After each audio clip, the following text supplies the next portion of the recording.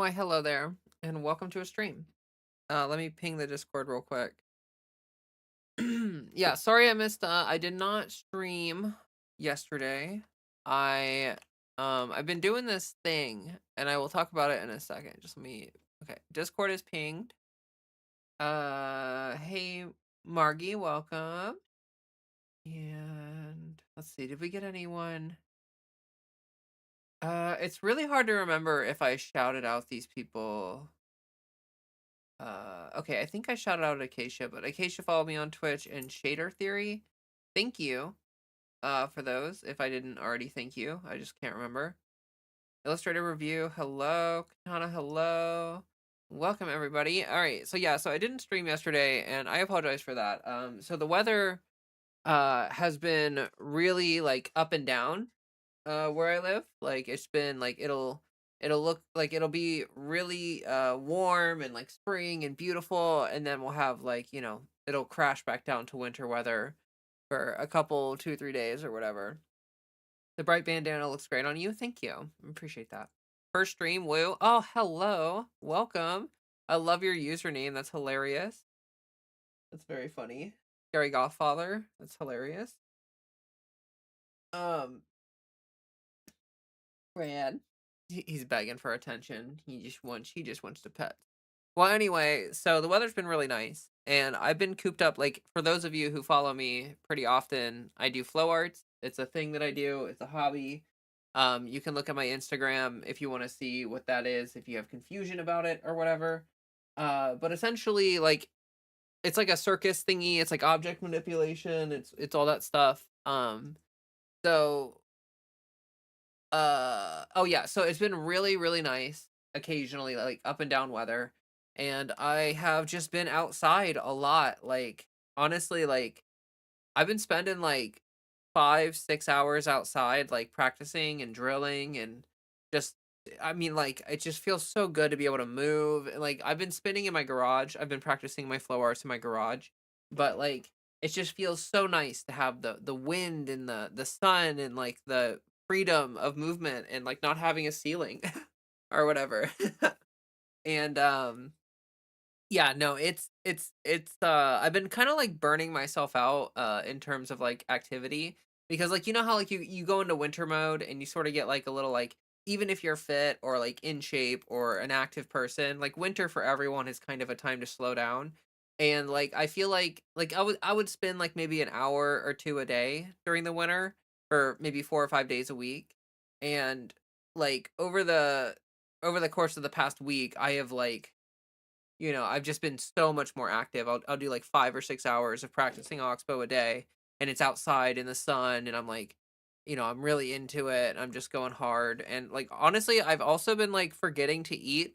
Like literally yesterday, part of the reason I didn't stream is so I woke up yesterday. I ate. Here's what I've been doing, because like I drink tea when I wake up, because like caffeine. I need caffeine when I wake up. Like I need it. I need it. And, if I drink tea on an empty stomach, it makes me wanna throw up. Like, it makes my stomach hurt so bad. So what I do is I take a slice of bread, and then I put some peanut butter and honey on it, and I just eat a single slice of bread, like open face sandwich basically, except it's not a sandwich because it's just one slice of bread. But I do that, and it puts something in my stomach. It gives me a little bit of like, some fats and carbs and a little bit of sugar, and it tastes amazing. Also, like bread, peanut butter, and honey together. Hello, it's incredible. One of my favorite things to eat ever. Like I'm a foodie. Like I love food. I love fancy food. I love complex food. I love interesting food. But like a piece of bread, some peanut butter, and honey, like geez. Oh, it's so good. Anyway, um yeah, so I've been really active. And like yesterday I woke up, I ate my bread, I drank my tea, and then I forgot to eat. Like I went like the whole day without eating anything else. And it was like it was like 10 p.m. and I was like, "Oh my gosh, like I have not eaten anything." And I like passed out on my couch. I was really tired. And it took me a long time to realize that I was probably so tired because I didn't eat anything. But then I did eat something, and it had been so long since I had eaten that it made me even more tired. So anyway, yeah, I've just, it's just been Sorry, I had to crack open my. I'm drinking a liquid death on stream. The Rest in Peach one. I really like it. Oh, yummy. Mm. Hey, Sage. I'm gonna shout out Sage. Hello. Call Me Kitchen. Hello. Vigorous Gypsy. Hello. Lil Smalls. Hello. Girly Girl. Hello. We have OMG, Me Too, mostly black tea, but like especially Earl Grey for some reason. Yeah, I don't really drink Earl Grey, but yeah, Earl Grey like really does not sit well in my stomach. Uh, Makes you sick. Yeah, yeah, like I like really like you have to have something in your stomach. Like it's like trying to drink coffee or tea by itself with nothing in your stomach is just really harsh. Very harsh. Water is the best thing to drink when you wake up. Yeah. It helps, but I'm a caffeine addict. Like I'm straight up addicted to caffeine. So addicted. You're gonna make some of your raspberry tea? That sounds delicious. I love tea. I drink loose leaf tea like every day. I'm like super obsessed with it. It's like my go-to. And it's so much better than like it's so much cheaper, making it at home rather than going out and buying some coffee drink every day for like $7 billion. Oh boy.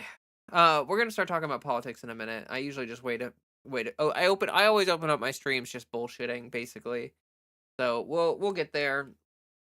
Girly girl says I'm out of the hospital. I hope you're doing okay. Hope you're well. Um, yeah, as we get going here, please, please, please remember to like the stream. That would be super lovely, amazing, wonderful, stupendous. And then let me grab my link.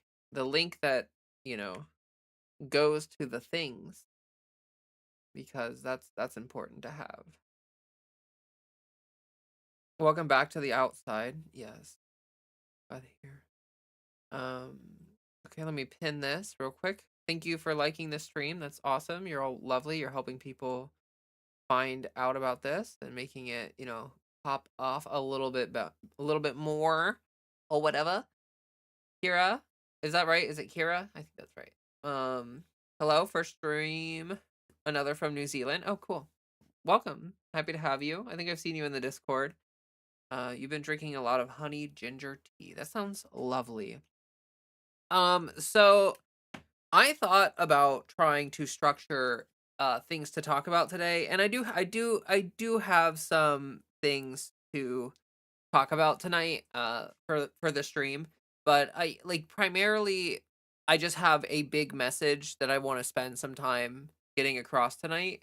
And yeah, I mean, I think the stream title kind of says a lot of it, but we are going to be also recording a video here in a little bit. So like we are going to be doing that at some point. I do have a video I want to do.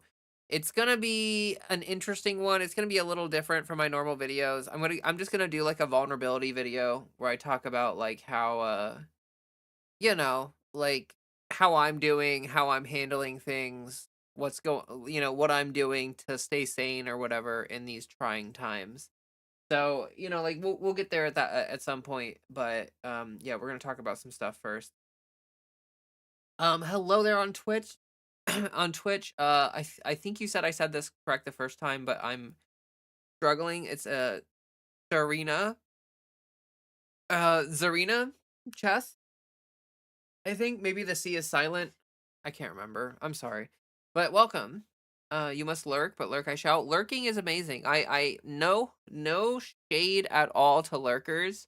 Like honestly, when I watch a stream, most of the time I'm a lurker. I almost never actively chat. I just like I'm usually when I'm watching a stream or watching something like that, I'm usually doing something. Like I'm usually actively doing something. Let's see. We've got Craft Craft.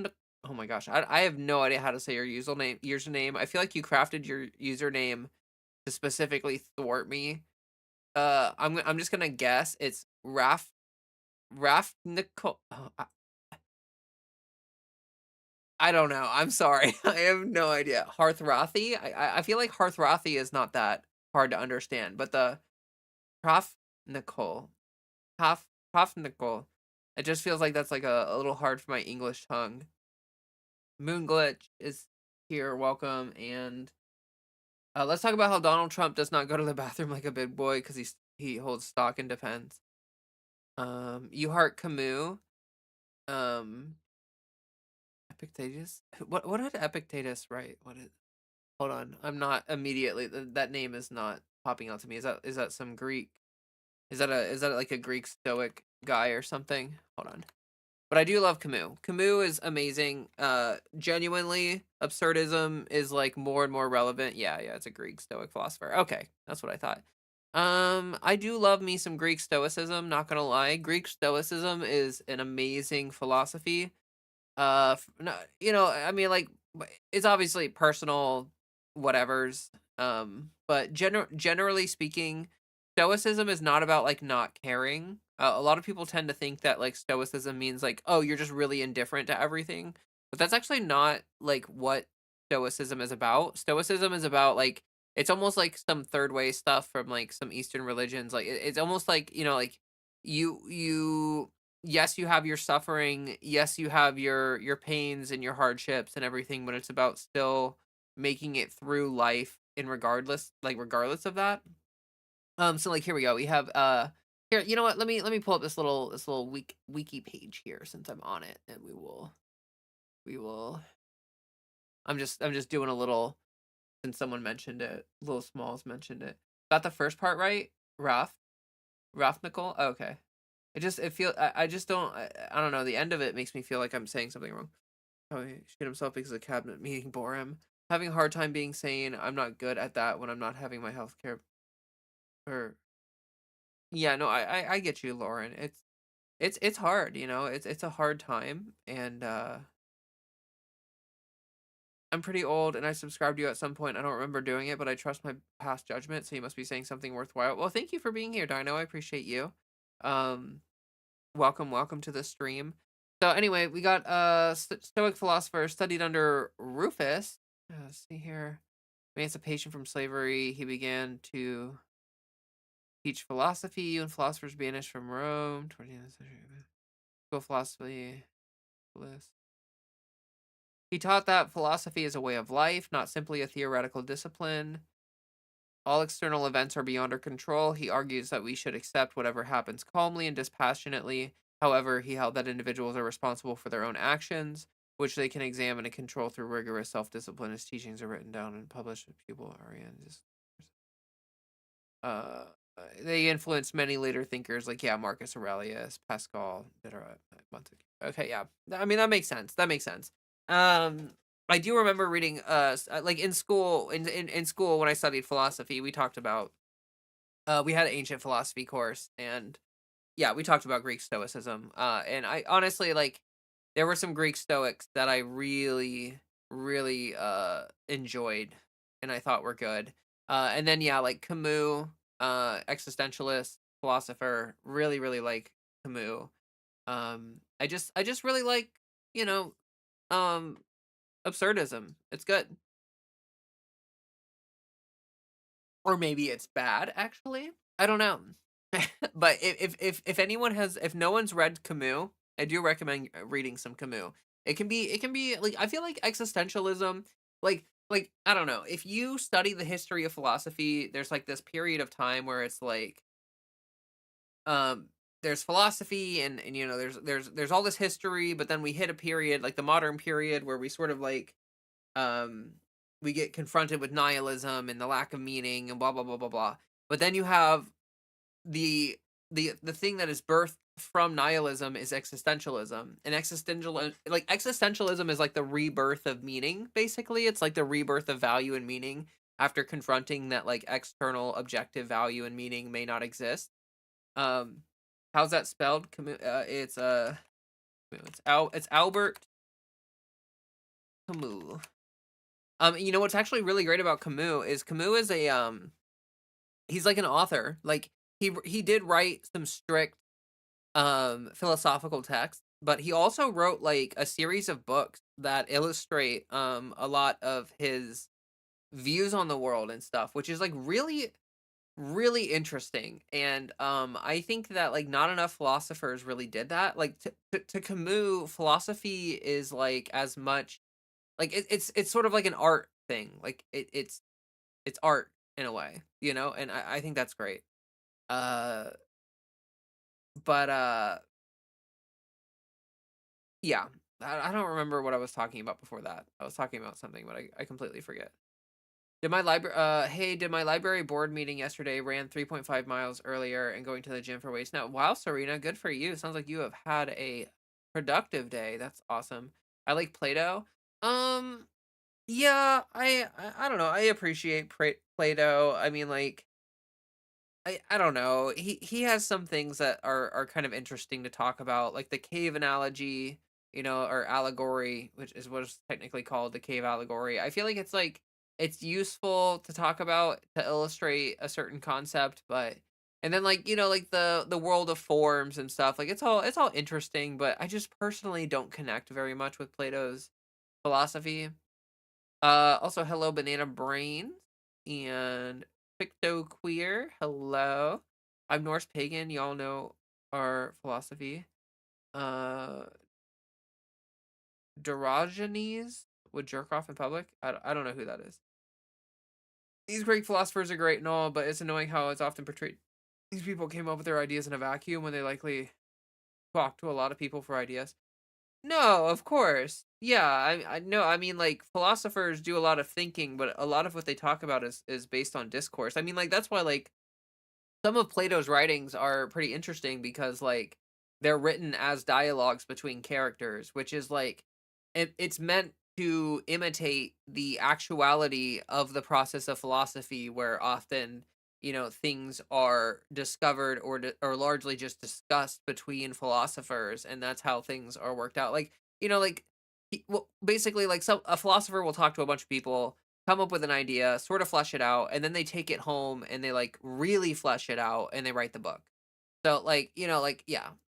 But I don't I mean, I don't know. Like our culture like like Western culture is extremely egocentric. It's idol culture. Like it's just a thing that people do where like no one came up with ever anything in a vacuum. Like no one ever came up with anything in a vacuum. Like people like, oh, so and so invented this or that. It's like, well, like they probably had help along the way or teachers or like someone, like there is almost a 0% chance that anyone has created anything in a vacuum. The founder of cynicism, oh, is the one who's jerking it and flapping their meat in public. It's probably not very good.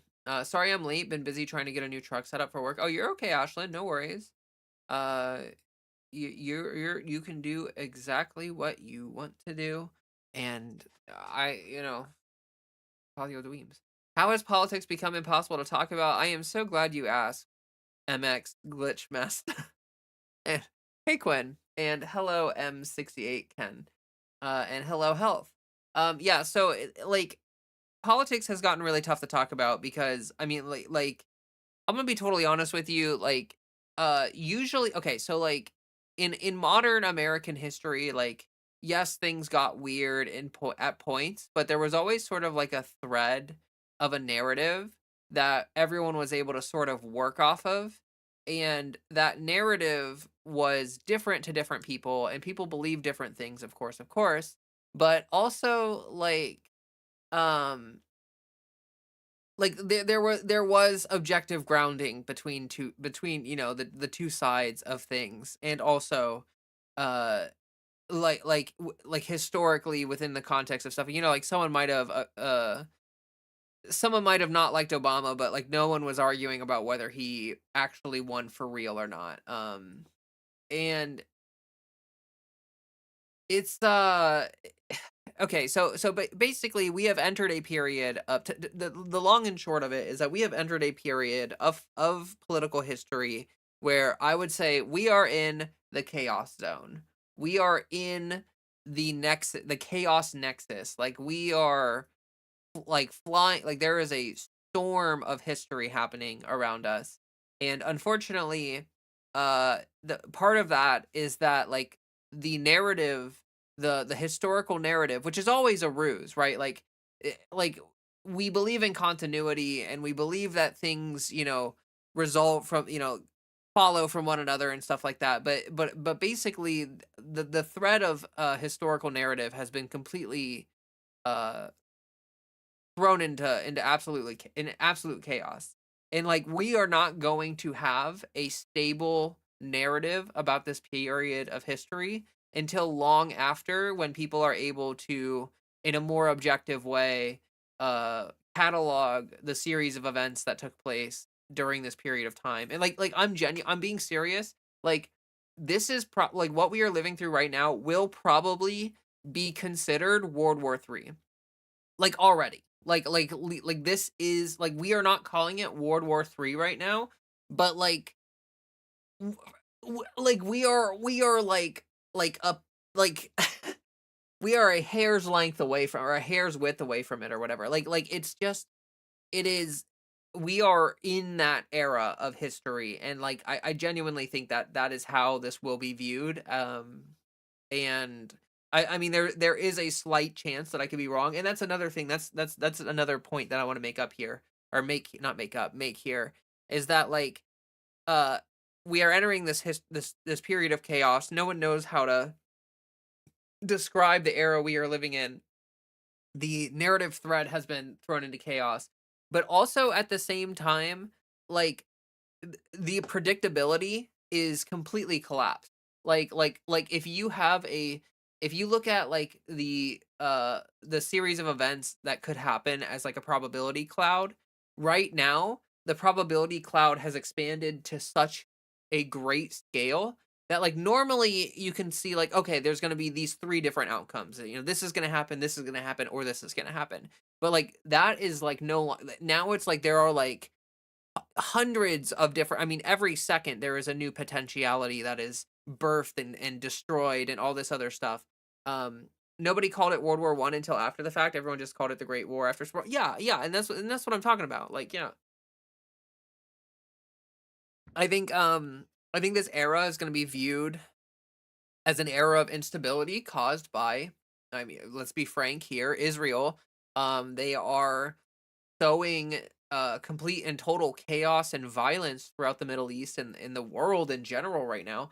And I would be hard pressed to believe any argument that says that any of this would have happened without Benjamin Netanyahu and without Israel's involvement. Like, I really do not believe that there is any possible situation where we would have done all of these bombing runs and like, this is how wars, like, big conflicts start. They start with some country is out of control and, maybe has undue power, or just wants territory or whatever, and, like, it just spirals. It's like, like, the instability just, like, mounts over and over and over.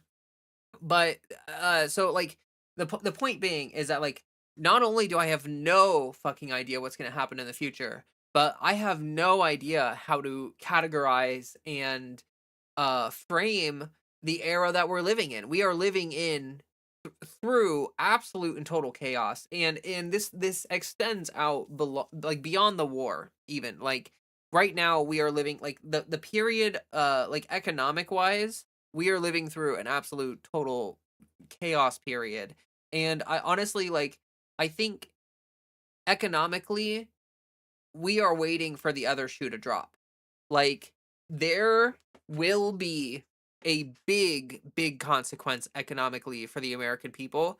And yeah, we're paying more at the gas pump right now, but that's gonna get a lot worse. But also, like, um, I honestly think that the US dollar as the world reserve currency, like, that shit is over. Like, it is game over. It is wraps on that. Like, we are not coming back to an era. Like, honestly, I don't know how to say it other than the fact that the America as we know it is, like, dead in the water, and it's only a matter of time. Like, really, the only thing that needs to be fleshed out is how fast it falls apart, and whether we're able to build something better on top of its corpse. Like, the America as we know it is going to crumble more than it already has into complete and total chaos. Like the federal government is going to become more and more ineffective. The states are going to have more and more disparities between civil rights, like how you can drive between different states and like being trans is legal or not in different states, or you can drive to different states with some weed and like it's legal or not in different states. Like, like those disparities are going to get more and more extreme as we move further into this era.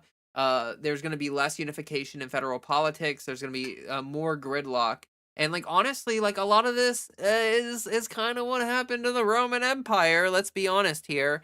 But like uh, like the world is going to pull out its support for America over the next 10 to 20 years. US reserve currency being the petrodollar, the US dollar is going to be completely tanked. China has invested way better in their infrastructure. Like China, they are like living in like 2030 or 2040 level like infrastructure. Like they have invested so much in their public infrastructure. It is beautiful what they have done there for that. And then they've also invested heavily into green energy, and they've also invested heavily into like futuristic energy infrastructure. So like they are so far ahead of where we are. Like it's just like the only reason that America is still like genuinely like the fact that Americans aren't aware of these differences. Like most Americans are not aware of the difference between America and other countries in terms of like public transport infrastructure or like healthcare infrastructure or like literally anything. Like most Americans have no idea how good that is in other countries compared to the US. It's it's pretty wild, but yeah, we are so far behind. And so like this is going to be like the Chinese century or whatever. Like they are going to become the new, if not, I mean they honestly probably are already the new global superpower. It's just we haven't said it yet because like let's be honest, like America is just cooked. It's cooked. If we don't impeach our 25 amendment Hitler, we're toast. Look, I mean, not like yes, would I want Trump to be impeached? Of course. And would I want him to be 25th amendmented? Of course. Like removed from office? For sure, would love that. Like but let's be totally real, that is not going to happen. And like we are a train that has left the rails.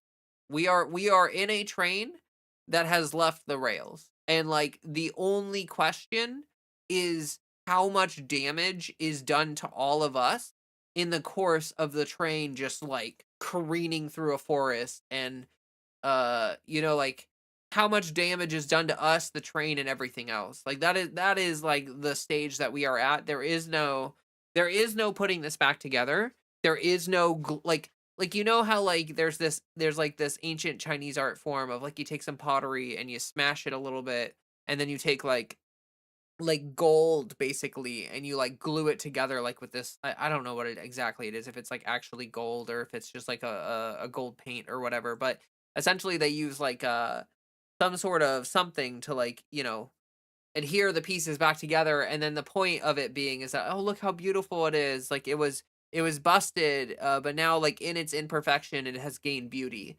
And like that's cool and all, but like we are America is dust at this point. Like we are literally powdered. We are not like there are no big pieces to glue back together. We are like we have been absolutely obliterated. So I hope the US is no longer the global superpower. Well, yeah, like I agree. And I think that like we don't deserve it. We haven't deserved it for a long time, but like it's just, history doesn't always like these things don't always happen quickly or slowly. They just happen in their own time frame, and like there's almost no predicting it. Like things happen, and it really did take until like it took Israel completely capturing our government and leading us into like trying to start the second coming of Jesus for everyone to be like, okay, that's enough of that. Do you understand what I'm saying here? Like that's kind of like a ridiculous thing that it took. Like it took Israel genociding the Palestinians and then going on a blood-crazed rampage, murdering civilians and displacing people and attacking all of like everyone in the Middle East to try to like gather up their territory to fulfill the requirements for the second coming of Jesus. And like it took all of that for, you know, people in other countries to be in like leadership in other countries to be like, yeah, the USA is kind of cooked. We've been cooked for a long time. But like, it's just I guess nothing we did was so egregious that people were like, which is kind of ridiculous because like Afghanistan, I mean, like let's be real, like the Iraq war, like that was egregious and ridiculous. And like so like there have been examples of things, but like you just never really get to choose what the defining pivotal moment is. Like that, no one is able to predict that. It just happens. Mm. I love I love peace tea. Or peace tea. That's so funny. This reminds me of peace tea, but liquid death. Peace tea. I used to drink peace tea all the time, but that shit has like so much an unbelievable amount of sugar in it. And liquid death has like 6 grams of sugar, which is not bad at all, and it tastes really good actually. So like that's kind of a dub. Thank you all for being here. Please slam that like button. Oh, we're doing great on likes, but thank you. Please like the stream. That would help out a bunch. No one followed on Twitch. That's okay. Hello, Twitch folks. We have Taepi Halfling, Ashlyn, Sea Turtle over there. Hello. I saw some people pop in. Converses, applications, greatest Meowless, Catherine, uh, String, Mackenzie. Okay, and let me read a little bit of chat here. As a big sis and a vet, I'd recommend taking advantage of your Second Amendment. Like I think having, like if you want to have a firearm for your own peace of mind or whatever, like I think that's fine and all, but like we are having a fictitious conversation if we think that any gun that you can buy is going to do anything against like the government. But like if you're worried about like civilian like looting and stuff like that, like if things got really really bad and you're worried about like neighbors trying to like step onto your property and try some shit, then like yeah, I can understand, but also like, like society will have collapsed to such a point at that point that like it really doesn't like it does matter how prepared you are, but also doesn't at the same time because chaos reigns in those situations and like genuinely like it's arguable that the gun would make you more in danger than out of it. But it's that's not even like we can't even really that's such a hypothetical. You're right, but it will not be here by the time dust settles. I'm thinking World War III. Um, hey, oh, sorry, I'm tardy to the party. No, you're fine. When a proud country boasts about winning, when the actual score is less than the white lies, most kill themselves. Interwar period was crazy. I've started referring to America as Nazi America. Yeah, I mean, we have a fascist government. Like we were the anti-fascists in World War II, and now we are the fascist. I am pushing my cat's merp button. That's cute. This is just the warm up. The 2030s are coming. You've inspired me to start growing potatoes. I notice patriotic propaganda isn't working on people anymore as a means to defend this war. Well, yeah, like there's no like people. This country is kind of a shithole. Like let's be honest. Like yeah, there are some conservatives who are like you should love your America or whatever. But more and more people are waking up to the fact that they are like struggling to get by and it's not getting better, and as a matter of fact it's like it's getting worse, right? Like the whole like American propaganda relies on the fact that you're benefiting somehow from this capitalism bullshit, right? Like the whole American lie is that like oh you should love capitalism because look at all the goodies and the and like look how prosperous and look at all this wonderful shit that you've got because of capitalism. But late stage capitalism, like wealth extraction hits like it hits like a critical point where the wealth extraction is so severe that like people don't have the resources to enjoy any of the luxuries that like I okay, I was watching Netflix the other day.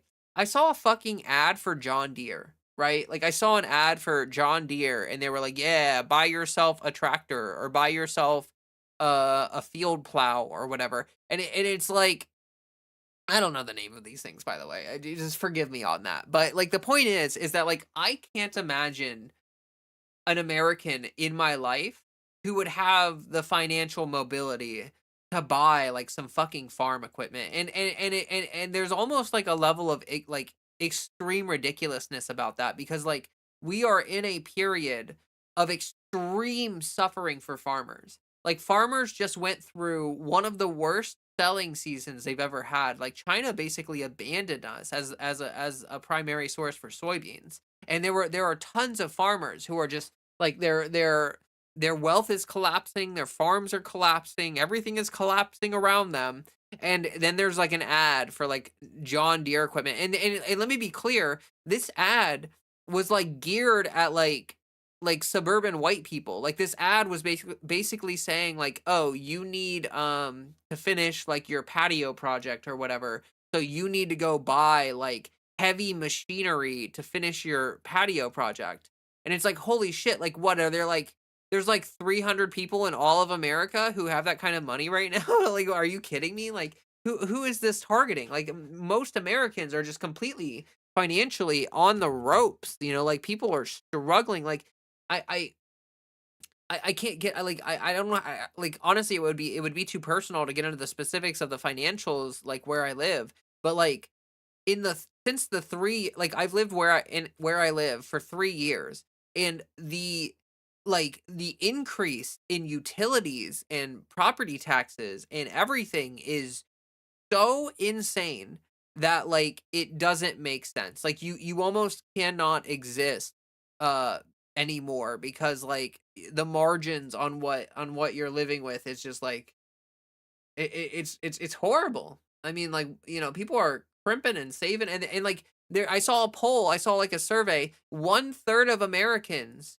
are skipping meals or like refusing to do certain things just so they can afford their health care. Like there are Americans literally like skipping meals to afford their insurance. That's insane. That's insane. Uh, Let me read some stuff. As prosperous, influential, and powerful the U.S. has been for our entire lives before now, it is over. It will never be that again, and we will be the villains of the history of history for the next 100 years. Yeah, yeah, you are totally right. Exactly, that is so right. Applications, you were spot on. We are leaving an era of prosperity, influence, and power, and we are going to enter like some real. I mean, like honestly, like is probably for the better of the world, but there's gonna be some real suffering brought among the American people that's, like, way more than anything that Americans are used to. Like, most Americans cannot remember a time where, we're gonna experience some of the things that we're gonna experience, but, like, it's just what's gonna happen at this point. So, like, anyway, it's chaos caused by somebody that's probably never got a callus on his hands, Donald Trump the wussy. Exactly, and that's the thing is, like, this baby-brained, little piss boy is the reason why we have ended American democracy and why America is I mean, like, let's be clear, like, it was dying and dead before then, but, he was the straw that camel broke the camel's back. Like, he was the one who nailed in that last nail in the coffin. Like, he is the one that it completely crumbles apart under. And, like, it just goes to show that, like, you know, like, okay, you have Biden who is, like, you know, outside of foreign affairs, he was sort of like a responsible steward of the country or whatever for 4 years. But then you get Mr. Shit Pants, Shit McShit Pants in the office, and like it's game over. Like we're done. We're cooked. It's it. Like it really shows how vulnerable and like you know this stuff is, and why we need better safeguards to prevent people like Donald Trump from getting into power and just completely hijacking the political system uh for wealth extraction for the rich. I mean, for the ultra rich. But I don't know what's gonna happen. America collapses. I mean, uh We'll see. People were saying that thing I was talking about. It was Japanese. It was not Chinese. So I apologize for my ignorance. But it's called kintsugi, and it's where you smash like a teacup or something, and you like glue it together with gold or whatever. But yes, thank you for the information there. Ryan, hello. Chunky Shrapnel, hello. I just watched a video about how Japan had been the hidden pillar leading to the people buying tons of US bonds for the past 30 years, and a couple years ago they changed the policy causing that. Oh, that's interesting. Huh, I'd be curious about that. Took a death cult to end a 250-year run. Exactly. Exactly. America did that just as much as Israel. Well, yeah, because we're captured by them, but I find it interesting that the pro-war propaganda that worked in the 2000s so well isn't working at all, and now it's backfiring. Well, the thing about the pro-war propaganda is that like w- there was no 9/11, right? Like there was nothing that happened that like spawned the desire for war. Like there was no grand narrative. Like literally Trump said like during the 12-day war, whatever the fuck it's called, like the bombing that we did against Iran earlier or before against their nuclear facilities, like like, he literally was like, "Oh, we mission success. We eliminated the threat." And then they go and they start this war. So like you literally tell the American people Iran is of no threat. They're not capable of making nukes. They're never going to have nukes ever again. It's completely done. It's toast. It's cooked. It's done. And then you go and you start a war with the fucking like the country. It kind of makes you seem like a big piece of shit. Kind of makes it seem like you're kind of a fucking asshole. You know what I mean? Like why are we there? I think I saw some polling that like the majority of Americans still feel like they have literally no idea why we're in this war with Iran. Like they have no idea. And honestly, let's be honest, the administration knows that they're cooked, right? Like they know that like this is the end. There's like they're just abusing the time and the power that they still have while they have it. Like honestly, I think that things are gonna get worse before they get better. And like this year, I kind of like I before this year, I was like maybe this year won't be as bad, but because like I kind of was thinking maybe they did everything they wanted to do last year. Like they were thinking, okay, we're gonna front load everything, right? But I think that like actually they did do a lot of the things they wanted to do, but now they're realizing, okay, time is running out, and there's all these other like there's still people, there's like Marco Rubio, and there's all these people that want things done, right? They want to do some horrible stuff. And so they're just gonna go for it. They're just gonna keep going for it. They're just gonna keep ramping up and escalating and doing whatever they can. Uh Partly because they want to destroy the economy. Like part of the plan is to completely destroy the economy so that like they're gonna hoover up all the wealth, suck it all up like a giant vacuum so that we all have nothing. They're going to crash the economy.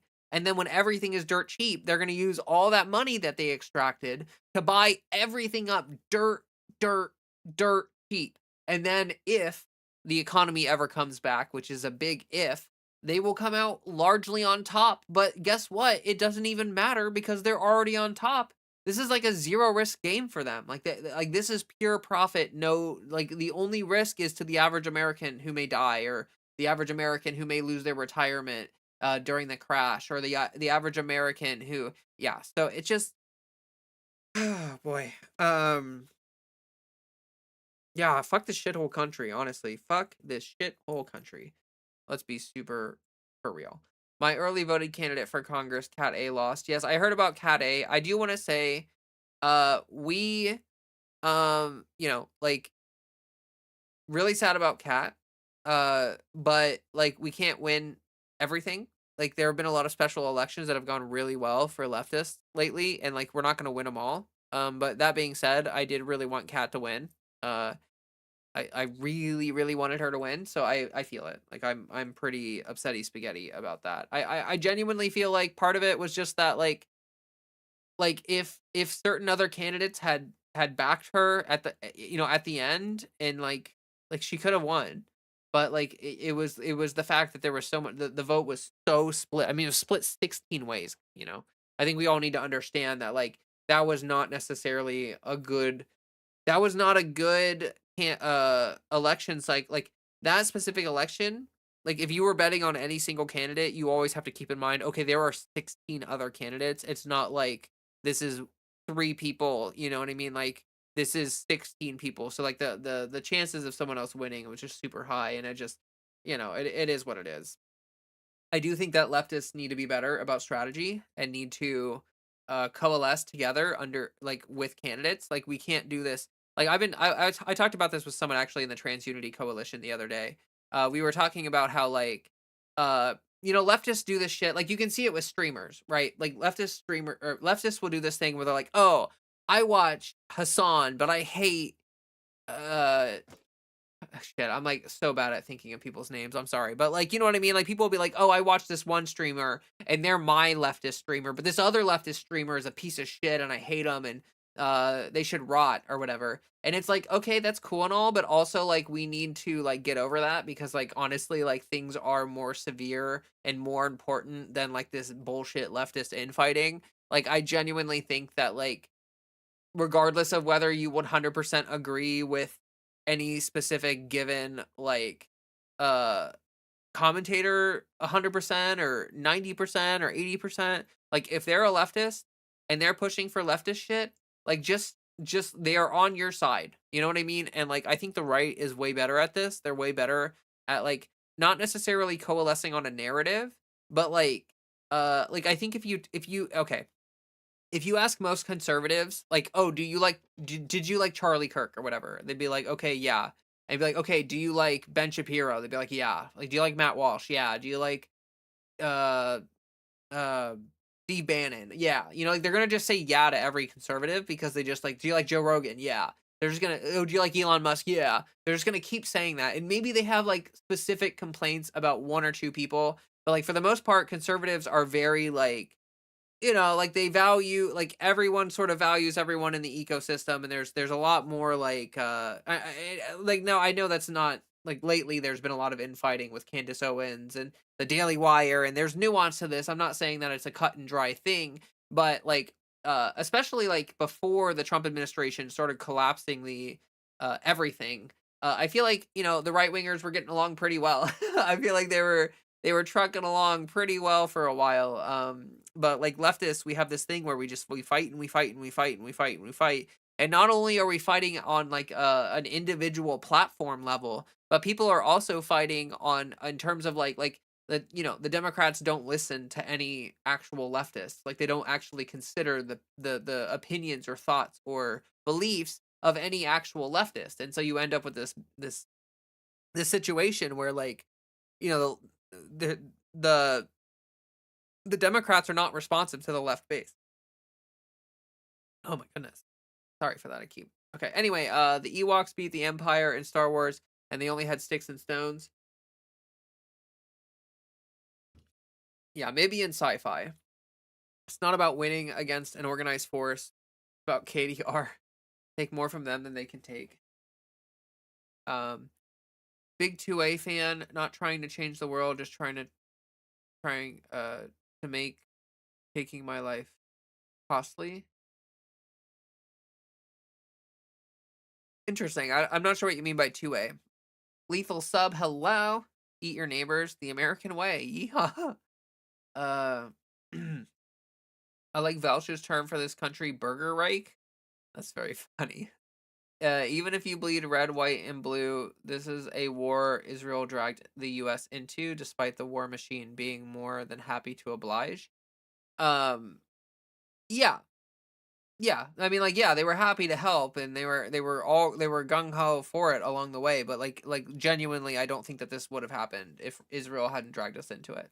I'm just wondering how much longer this is going to go on before the country collapses. Well, I mean, that's what we're all wondering. But like, I think like we are in like the death knell is happening. Like we are in the dying stages, right? Like this is we are past late stage capitalism, and we are in the it's cooked stage.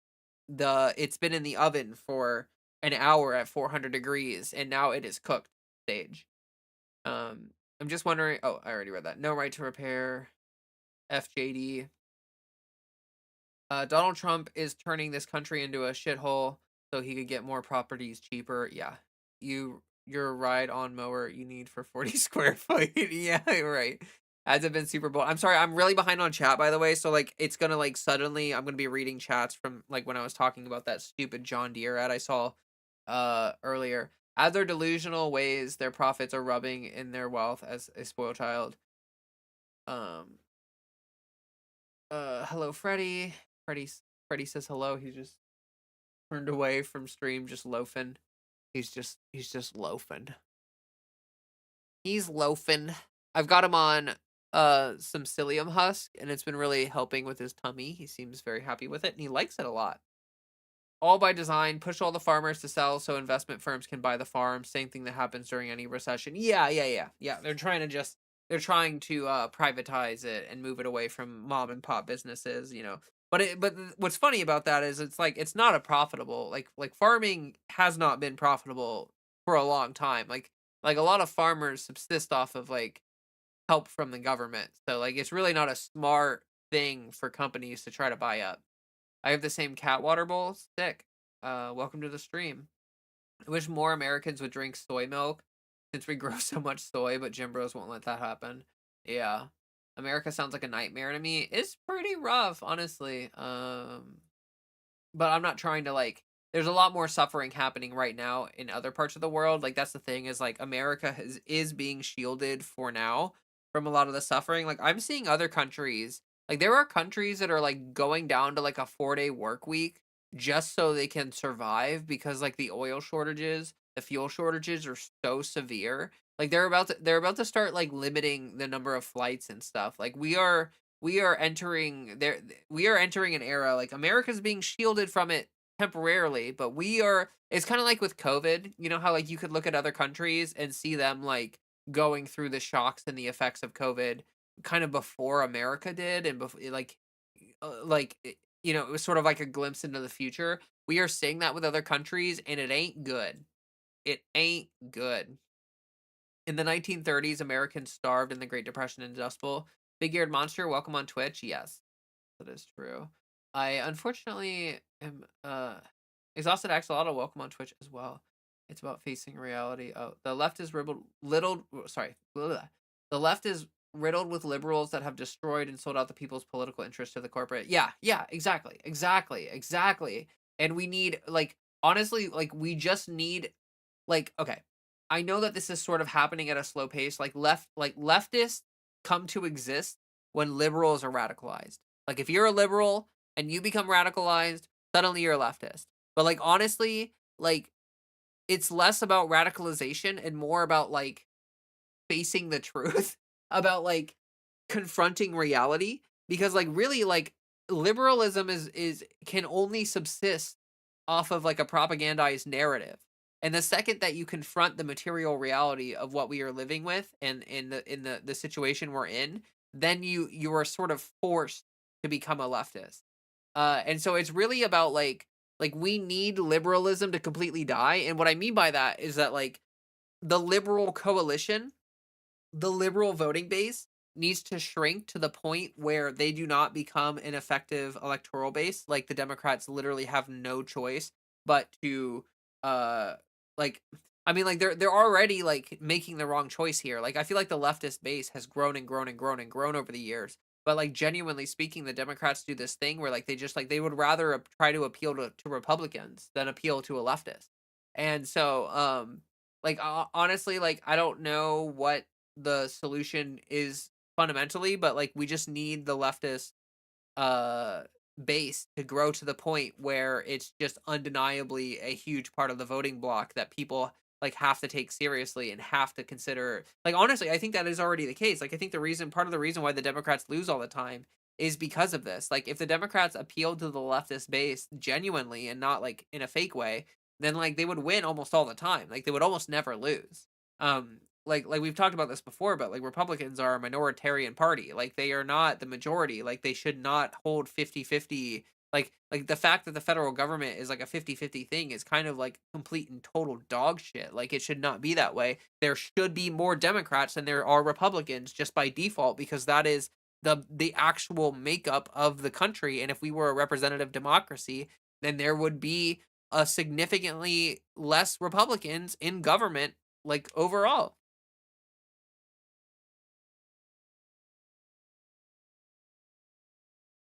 We're on our way to being a third world nation with no allies. True. MAGA, despite its name, was what ruined the nation beyond repair. Isn't that incredibly ironic and amazing in a certain way? Like, it's just so ironic. The US has been the villain since its founding, but they kept it low key. The past century, NMFs can't grasp the concept of why we have an immigration issue because the US constantly displaced people and especially funds terrorist groups and adversary countries, therefore causing people to immigrate here or hostile white centric countries. Yeah, yeah, exactly, exactly. That is a huge issue. We have been a destabilizing force throughout the world, and now we're reaping what we have sown. You know. Ah! My tea just went into my eye. I think. Ah! No. Like, forgot I was wearing makeup today. Like, I have not been wearing makeup, and like I am not used to like not touching my face anymore, so I keep doing it, and it's rough. Is that the peach flavored liquid death? Yes, yes, it's very good.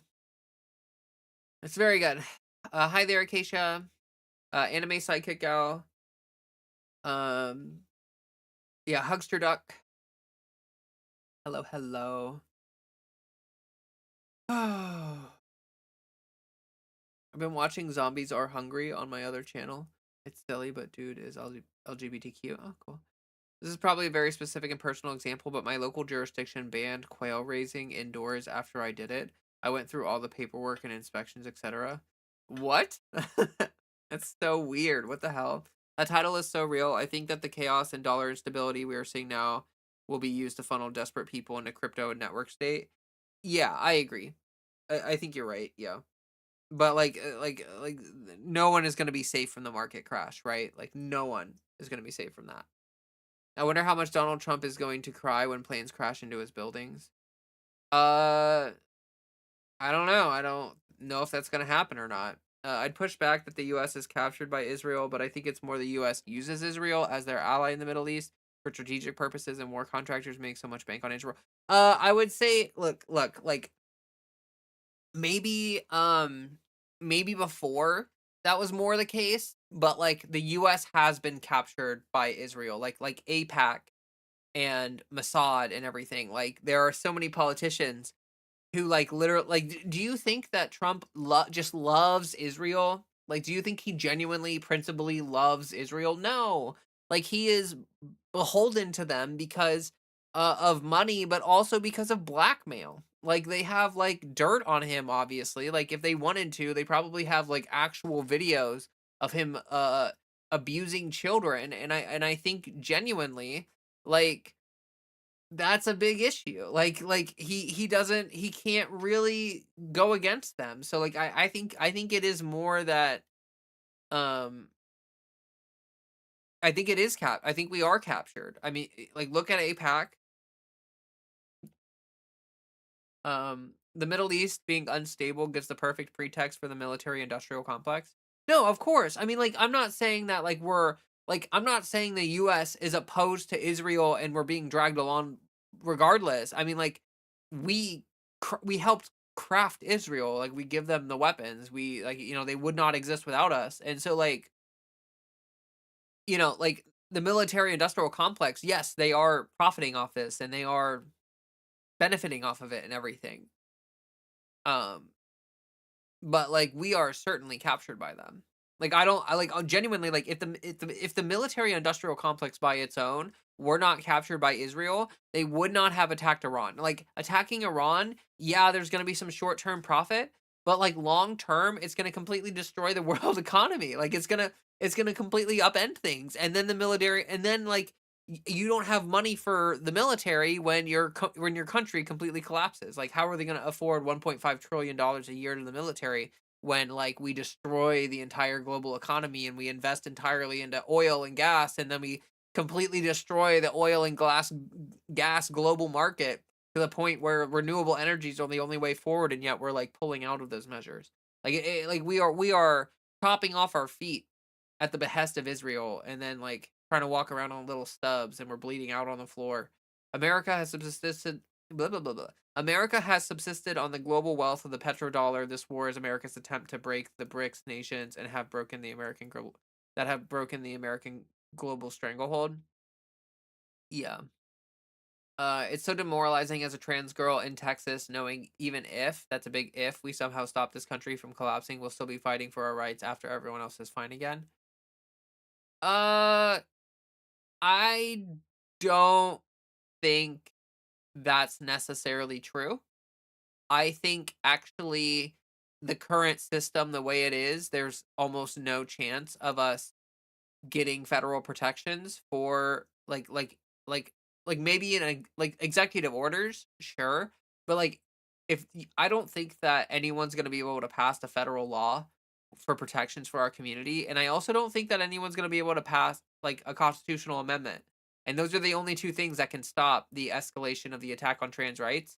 So, but like if the entire thing collapses, then there's a chance for us to kind of work outside that system to make it so that like a lot like if the federal government collapses and we're able to do something a little bit, new and different, then maybe we don't need 2/3 of the Senate to pass a constitutional amendment. Maybe we can just do some shit and like I don't know. But like again, we are living in a period where like me making any prediction is basically me pissing in the wind. Like there is no fucking chance that I don't have no one is able to accurately predict this shit. Banana Brain says, "Wait, Leah, you're in TUC?" I mean, like, I'm affiliated or whatever. Like, I'm a volunteer, I guess technically. Like, I've done lobbying with TUC, which is Trans Unity Coalition for people who aren't aware. And like, yeah, I mean, like, I love Bree. I think she's great. I love what Bree's doing. I've been watching TUC grow. It's really nice. I'm just not really like, I'm not like super involved. Like, honestly, I would like to be more involved, but like, like they are their own entity and I have my own separate platform, so like we are sort of separated by that. Like I wouldn't say that I'm in Trans Unity Coalition. I would say like I'm affiliated with them or like I work with them sometimes. Like when I went and lobbied at my state capital, I was working with Trans Unity Coalition. They were the ones that organized the lobbying event. I hate the infighting, it's how we lose. Yeah, I'm so far behind. Here, let me just catch up on chat real quick. I'm so sorry. I'm like so far behind. I hate the infighting, it's how we lose. Hugs to you. Stay safe. The left is riddled with liberals that have destroyed and sold other people's political. Oh, okay, yeah, I already read that. The right is having a big split over this war now, but for the longest, what you're touching on is true. Yeah, yeah, like they've been splitting apart, but that's just because we're at the end of the Trump presidency. So like things are gonna start completely falling apart. 2A Second Amendment. Oh, duh. That makes so much sense. I'm sorry. Gosh, I when I get so far behind on chat, it's like traveling to the past to see what you all said to what I said like 10, 15 minutes ago. I'm so sorry. So basically we get hung up on semantics whereas they are willing to say that that person said something I agree with. I'm going to support them until they move along. Yeah. Um to quote Hassan, the US keeps losing to dudes in handles with AKs. Fuck yeah. There has been an uptick of cigarette smoking. Interesting. Probably because people are stressed AF. Also, welcome to the stream, Sistren. Either way, build local community. Don't be caught lacking arms. Learn skills. Hoard meds. People ready for the end. Loaf. Love soy milk. I'm here. Hello, everyone. Northwind Pellet. Hello. Infighting is silly. I know why leftists think they need a prodigy. No one is the chosen one. Working together is. Yeah, exactly. Like, no one's perfect. And honestly, one of my least favorite things about being a leftist is that I constantly feel like this almost performative thing where it's like of course I want to have good positions because I want to have good positions. Do I think that I have the perfect positions and that anyone who agrees with me is right and anyone who disagrees with me is wrong? No, that's fucking stupid. And I honestly like I feel like that is the default mindset for a lot of leftists because you feel like everything is diametrically opposed to you, so you're always on the lookout for people who are opposed to you, but like Jesus, like you just can't do this bullshit where you're like constantly like you said this one thing that I don't think is like valid or I disagree with, like, oh fuck you, and like, it's like it's just blah, it's so dumb.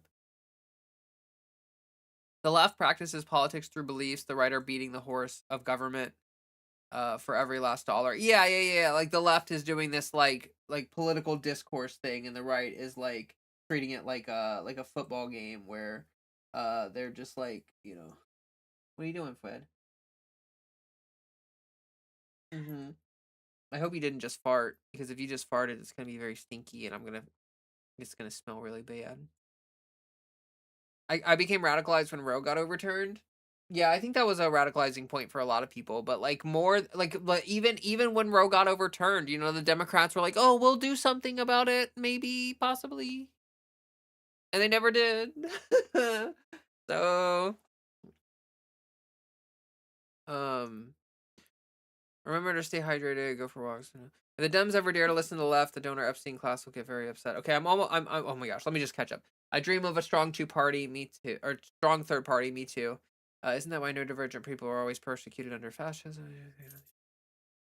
She hasn't figured out the uniparty. Ugh. Who hasn't? Okay, first of all, I think the whole term uniparty is just fucking stupid. Like let's be clear, like they are two separate parties, but they are complicit with each other, like they have the same goal. Like I don't know. Like what did I say that disagrees with that? I feel like most people don't say that I don't like I literally just said that earlier that Democrats appeal to Republicans more than they appeal to leftists. And I've also called the Democratic Party like the diet Republicans. Um I hate the term uniparty. I just think it's a dumb term. It's like acknowledging reality is also admitting it's all bullshit. Valid. I do my best to limit my news intake for my mental health. Yeah, we're gonna talk about that here soonish. I want to record a video that's gonna be more about me talking about my mental health and what I do, following politics, how I stay sane and stuff. But can't do much to help my mental health besides reading and listening to Idlewild music. I want to go outside and take a walk, but my dad is so strict. It sucks. I love him, but he's strict. Oh, that's unfortunate. I'm sorry that your dad is so strict on you. That's really sucky. When a congressman walks the halls of Congress in an Israeli uniform is an indication. Is a fair point. I forgot about the whole thing, the Mossad and the files. Oh, you're okay, Glitchmaster. And like, I understand the hesitancy to say that, but like to say that the U.S. is captured entirely by Israel, but like it's just like it is almost just sort of like the reality at the point, which feels ironic. You are on things to distract from other things. Yeah, yeah, exactly. Vladimir Putin. Remember, Donald, I have a photo of your little Smokey. I remember being a kid in 6th grade and learning about the establishment in Israel, being baffled about what a bad idea it was. Understandable. So basically, I was the only white person probably in my country to apply for a permit to do exactly that. However, I live in the Twin Cities, Minnesota. Undocumented quails. Oh no. Yeah, that's really dumb that they spent time legislating specifically a law to ban you from having quails. That is so dumb. Has everyone drank water today? I saw there was a hydrate on Twitch. Thank you for that. And there was also a stretch, and I should probably like stand up and try to do that. So I'm gonna raise my desk. Oh gosh. Oh yeah, especially like I keep moving a lot. Like I'll spin Oxbow for like 6 hours and then I'll sit down and I get really stiff. And I need to remember to like not completely stop moving after I finish practicing. I fear the Dems will drop trans rights in the 2030s. Been warning about our community's visibility for the past 20 years. We're too alien to normies despite not doing anything. Uh, I I think it's a valid fear that the Democrats may drop trans rights. That's why I think that we need to not back Gavin Newsom, because Gavin Newsom like is for sure going to run against trans rights. I don't know. It's again, we like I don't think it's worth worrying about right now, because like we do not live in a situation where predicting the future is of any use to us whatsoever. Like genuinely. Like I just don't like what is going to happen in the next 3 months, let alone 2026 or 2028, or like not 2020, the midterms, or 2028 or whatever. How does one get involved with Trans Unity Coalition? I don't know, look up their YouTube. Bree has a small YouTube channel. They have a Discord. Uh, look them up on social media. Just search Trans Unity Coalition on Google or something. I think they're I think they are officiated in like most states at this point.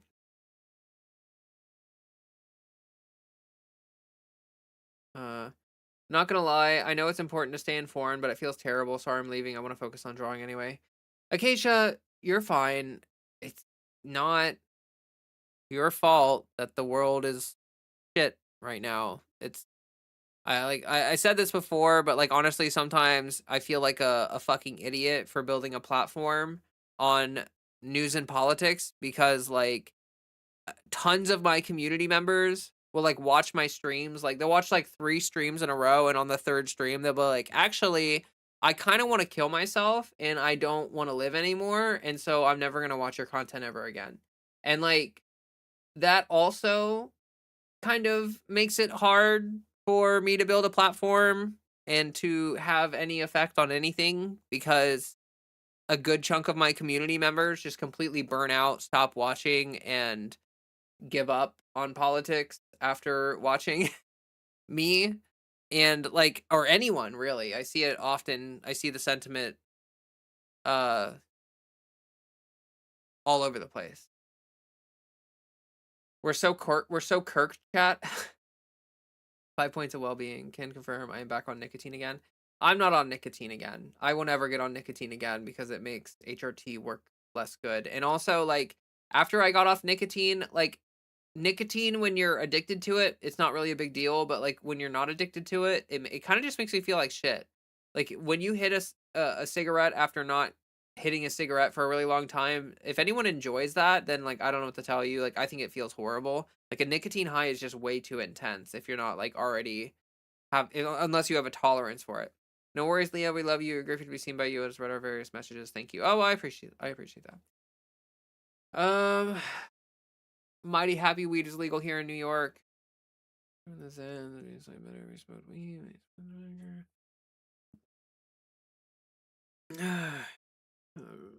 Amount of sleep. Yeah, the 5 points of well-being: amount of sleep, amount of hydration, amount of nutrition, physical health, mental health. Mods can pin my comment if they like.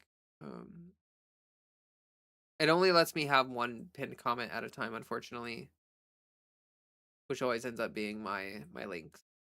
Chicky Puffs, thank you so much for the follow on Twitch. That's very kind of you. Thank you very, very, very much for that. Appreciate you. Appreciate ya. Yep, so with each day I get more radical. I feel it. All right, I'm almost there. Dems are controlled opposition. We need things to change. Yeah, on a uniparty, I'm a new viewer. On and off. Sorry. No, you're fine. You're fine. You're fine. You're fine. And I'm allowed. Like I disagree with chatter sometimes, but like I said earlier, I'm not a leftist who's like, you disagree with me on one small thing. Get out of my chat. Like I'm not gonna crash out at you for it. I just like your comment kind of sounded like a little snide.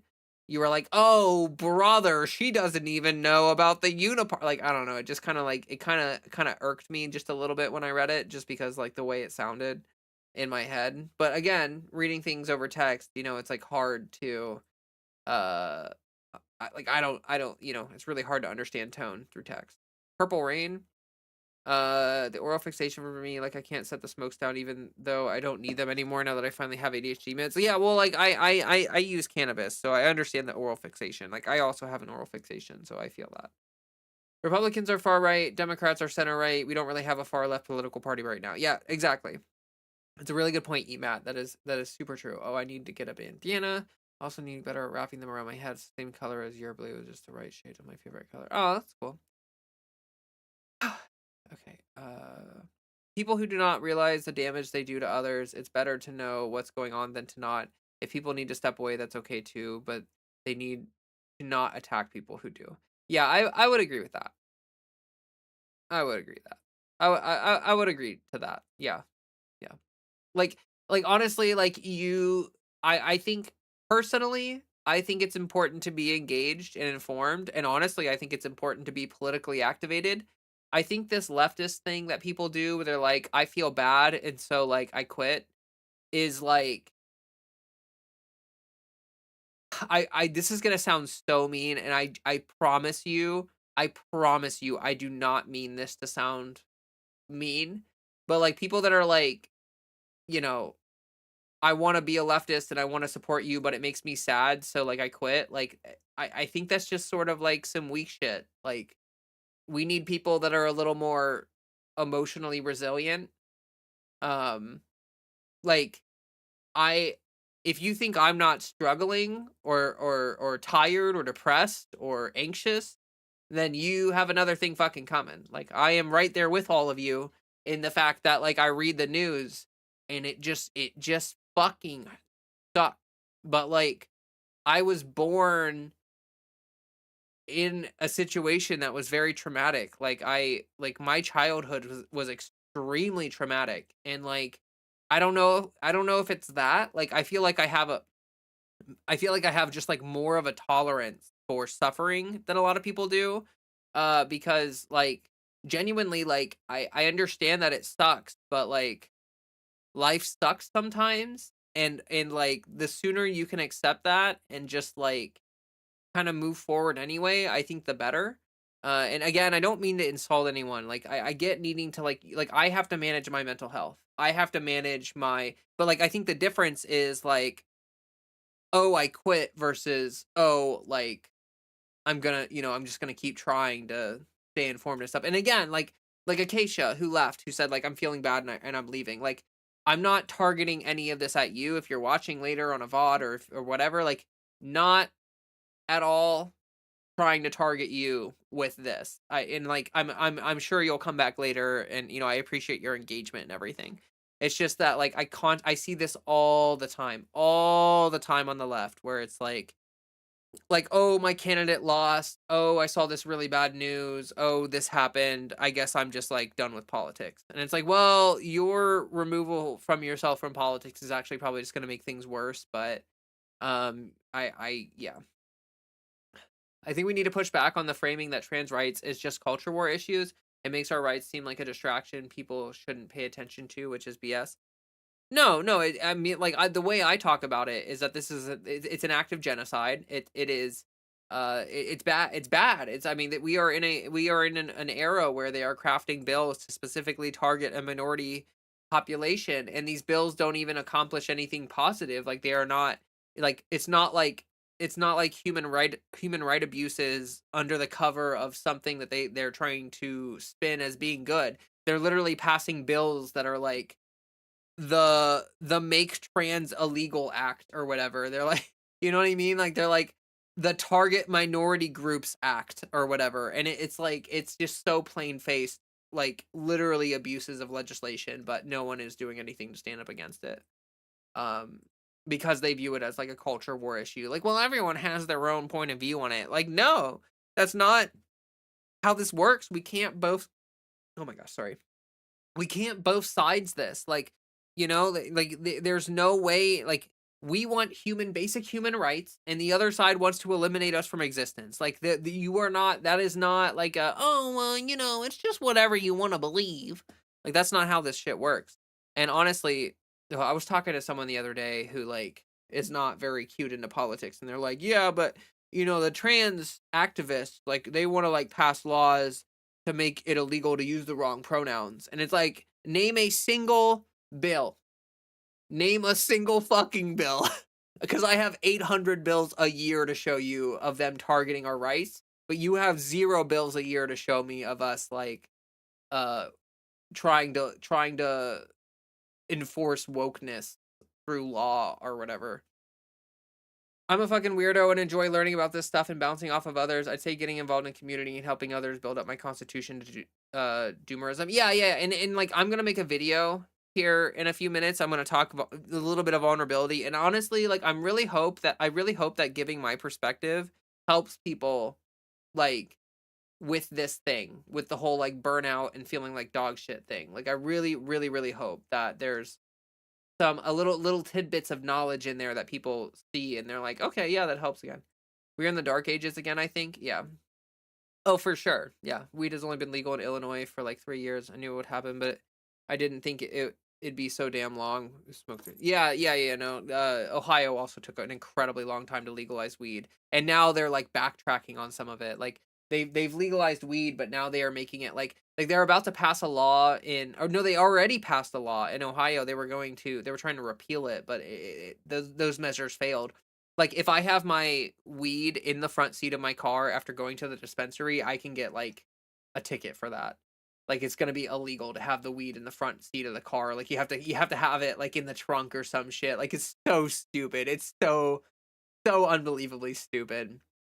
Um, and honestly, I think part of the reason they're doing stuff like that is just to make it so that they can pull over people again and start using like, when they completely legalized weed in Ohio, it made it really hard for officers to do enforcement in Ohio because, like a ton of like for years and years and years and years and years, the only way they were able to fulfill quotas for cops in Ohio was to stop people for weed and then use that as a sort of like a wedge to get in. Like, oh, you've got weed in your car, but you've also, your license is suspended, or like I saw you with a vape, but also like this or that or another thing, or oh, we smell weeds, we're gonna search your car. And legalizing it kind of got rid of a lot of that, and I think that they're trying to bring it back so that they can go back to using it as a mechanism for policing. This is the kind of sort of stuff I listen to while at work to encourage me to work harder so that I can GTFO the US. Yeah, that's understandable. I get that. It's upsetting that the reality of your situation makes me laugh. Something about this predicament is just so real. I promise forever and always I will open up your live streams when I get a ping. Oh, call me kitchen. That's really nice of you. And like I appreciate the support from everyone. And like I don't mean to bitch, but like it is really scary when it's like I'm trying to build a community and a platform and like I'm pretty sure like the growth outweighs the people leaving out of upset, but it's really it's really hard to be the head of a community and people are constantly like, "Yeah, I'm out skis." Like, good luck. It's just like, "Okay, well, we'll be here, I guess, without you." Um Solidarity brings us together, realizing that gives you oh my gosh, I don't know how I'm not caught up on chat yet, guys. I don't know how. Everyone there's like this critical point where people start chatting so frequently in my chat that it almost becomes impossible for me to catch up. Like I've noticed this. Like I'm just reading chat. Like I've been reading chat for like 20 minutes or some shit. I'm 36 and I've been a leftist since high school. I'm built for this. It's all looking pretty grim, and hiding from it is a huge mistake. I've been at war for a while now. Trump season 1 knocked me out of the GOP. Trump season 2 election 24 present showed me how much danger he presents to the trans community plus immigrants. Well, thank you for sharing your journey there, and it's good to know that you were able to maintain your sanity and do the right thing. And yeah, I have to go back, had the hospital 2x before the end of the year to stay qualified for SSI. Ooh. We as human beings have been given the gift of emotions. That gift comes with a toll of many times feeling immense sorrow. The mark of a person is what they do with those rougher emotions. Yeah, that's a really good point to say. Yeah, that's yes, exactly. Everyone needs to take care of themselves first. Can't help others if we ourselves need care. That said, these things are happening no matter what. Life moves on without us. Don't wallow in it. Yeah, exactly. Like I think like here's the thing that I would say. Like everyone needs to take care of themselves first, but you should not be, in my opinion, let me be very clear. In my opinion, you should not be using that as an excuse to just check out, like entirely. Like you can say, "Hey, I need a week. I need like for the next week, I need to just like take a break, you know, little vacation from the news and stuff." I get that shit, but like self care is not an excuse. Like to just completely cut it all out. You know what I mean? Like that happens a lot where people are like, "Well, I need to take care of myself, so like I'm checking out." And I think it's like, no, you need to take care of yourself while staying informed to the best of your ability, right? Like the checking out part is just sort of like taking the easy way out in my opinion. But again, like maybe that's just cope for me. Like I'm like sort of like I kind of have to pay attention. I mean, I got this channel here. I'm like there's like 100 people watching me right now and like, I don't really have much of a choice in the matter. I've sort of put all my eggs in this basket. So maybe this is just sort of me venting some frustration that like I literally do not have the option. Like I'm going to be here fighting for your rights and my rights as long as I can and as long as I'm able to. and like it doesn't really feel like an option for me to just clock out and just be like, all right, well, good luck y'all, and I'll catch you later. Like at this point, not really an option for me. And so I don't know, maybe it's just like a little bit of like a little bit of frustration on my part where it's like I don't have that option. So seeing other people just like liberally take that choice without like maybe considering the greater cost of that, like it just sort of upsets me. But I understand that like the idea like you need to take care of yourself. Like yes, you do need to take care of yourself, and you need to find a way to engage with this that's sustainable and everything. But um that is a challenge to overcome, not something to shrink away from, in my opinion. Trans rights equals human rights. They're actively trying to strip your constitutional rights. Thank you. Yes, they are. Um we really can get through this, y'all. Yes, we can. And the trans community has been through worse in the past, and we are going to, like, honestly, well, I'm gonna make a video. We're gonna record a video as soon as I catch up on chat,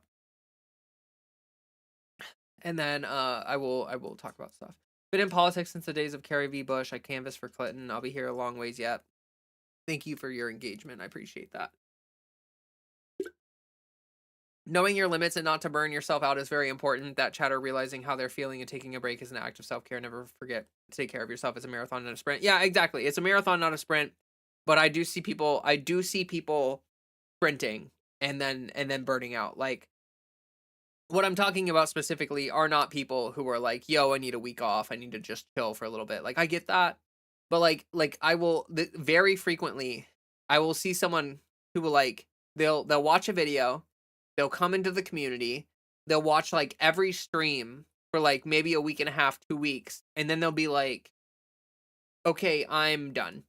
And then I'll never see them again. And those are the people that I'm specifically talking about. It's like they throw themselves in head first. They sort of burn out a bit, and then they're like, "Okay, well, I guess I'm never going to do that again." I feel like that's the people I'm talking about. Like you do need to plan for this like a marathon. Such a small minority, they're scapegoating all of society's ills on trans women. People who can't consider trans rights as human rights are utterly insane. Everyone has their own point of view is rather annoying maxim, especially when the things people have points of view on is consequential as death. Even their anti-voting SAVE Act has been loaded with anti-trans legislation. Yeah, exactly. Oh my god, don't even get me started on that SAVE Act. I think it's weird that some people who claim to be queer are so anti-queer. For example, saying neo-pronouns suck or along those lines. And it's stupid to me because we're all being scapegoated. Yeah, I think we all need to stand together, and there's too much of this like here's what I think happened there. I think a lot of people got this feeling that it was too much too fast, or but that is such a stupid arbitrary line to draw in the sand. You know what I mean? Like you if you look at the queer community and you're like, this level of queer is acceptable, but this level of queer is too queer, then you're just like framing everything completely wrong. like there should be no such thing as too queer. Like I don't think that that's a real thing. And if you think that's a real thing, then you like very need to seriously consider things.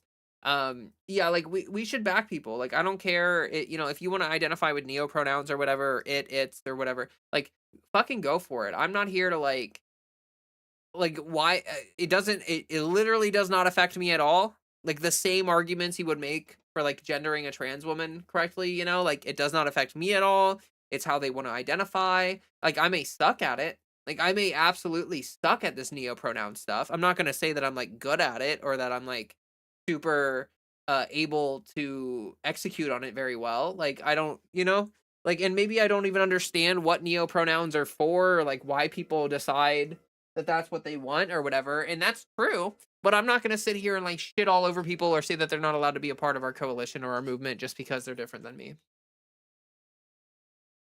I, Donald J. Trump, am signing a new bill called the "Fuck You, Eat Shit, and Die" bill. Yeah, yeah, exactly.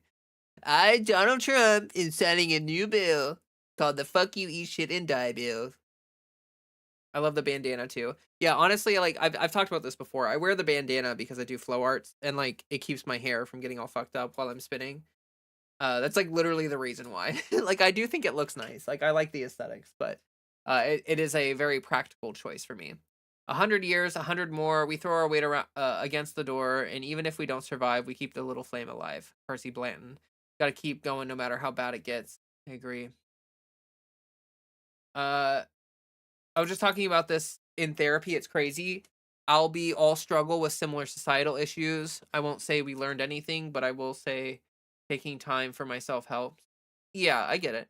Post-truth world. Genuinely do not care how anyone identifies. It's not any of my business. How I don't care what anyone does as long as it doesn't harm anyone. Ohio's Republicans are working on destroying the weed amendment, undercutting it.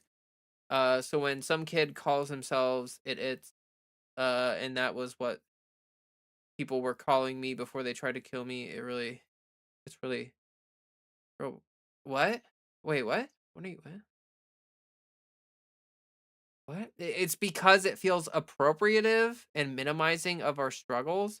Catherine, I'm sorry. I think that's a really, really dumb thing. Like maybe you think that the it's thing is like a kid thing or something, or like it's immature, but like who cares? That they said that shit about trans women, you know? Like I don't know. I would really if you are drawing a line in the sand at neo pronouns, I think you need to do some introspection. Like I think that is a you problem and not a it's problem. If you catch my drift. Grandma's heading off to read a bit before bed, so y'all be safe. Oh, okay. Have a good one. Policing for profit is hard to do when they can't make up credible stops. Exactly. Wait, what state or federal? I wasn't listening. Oh, Ohio is where I live.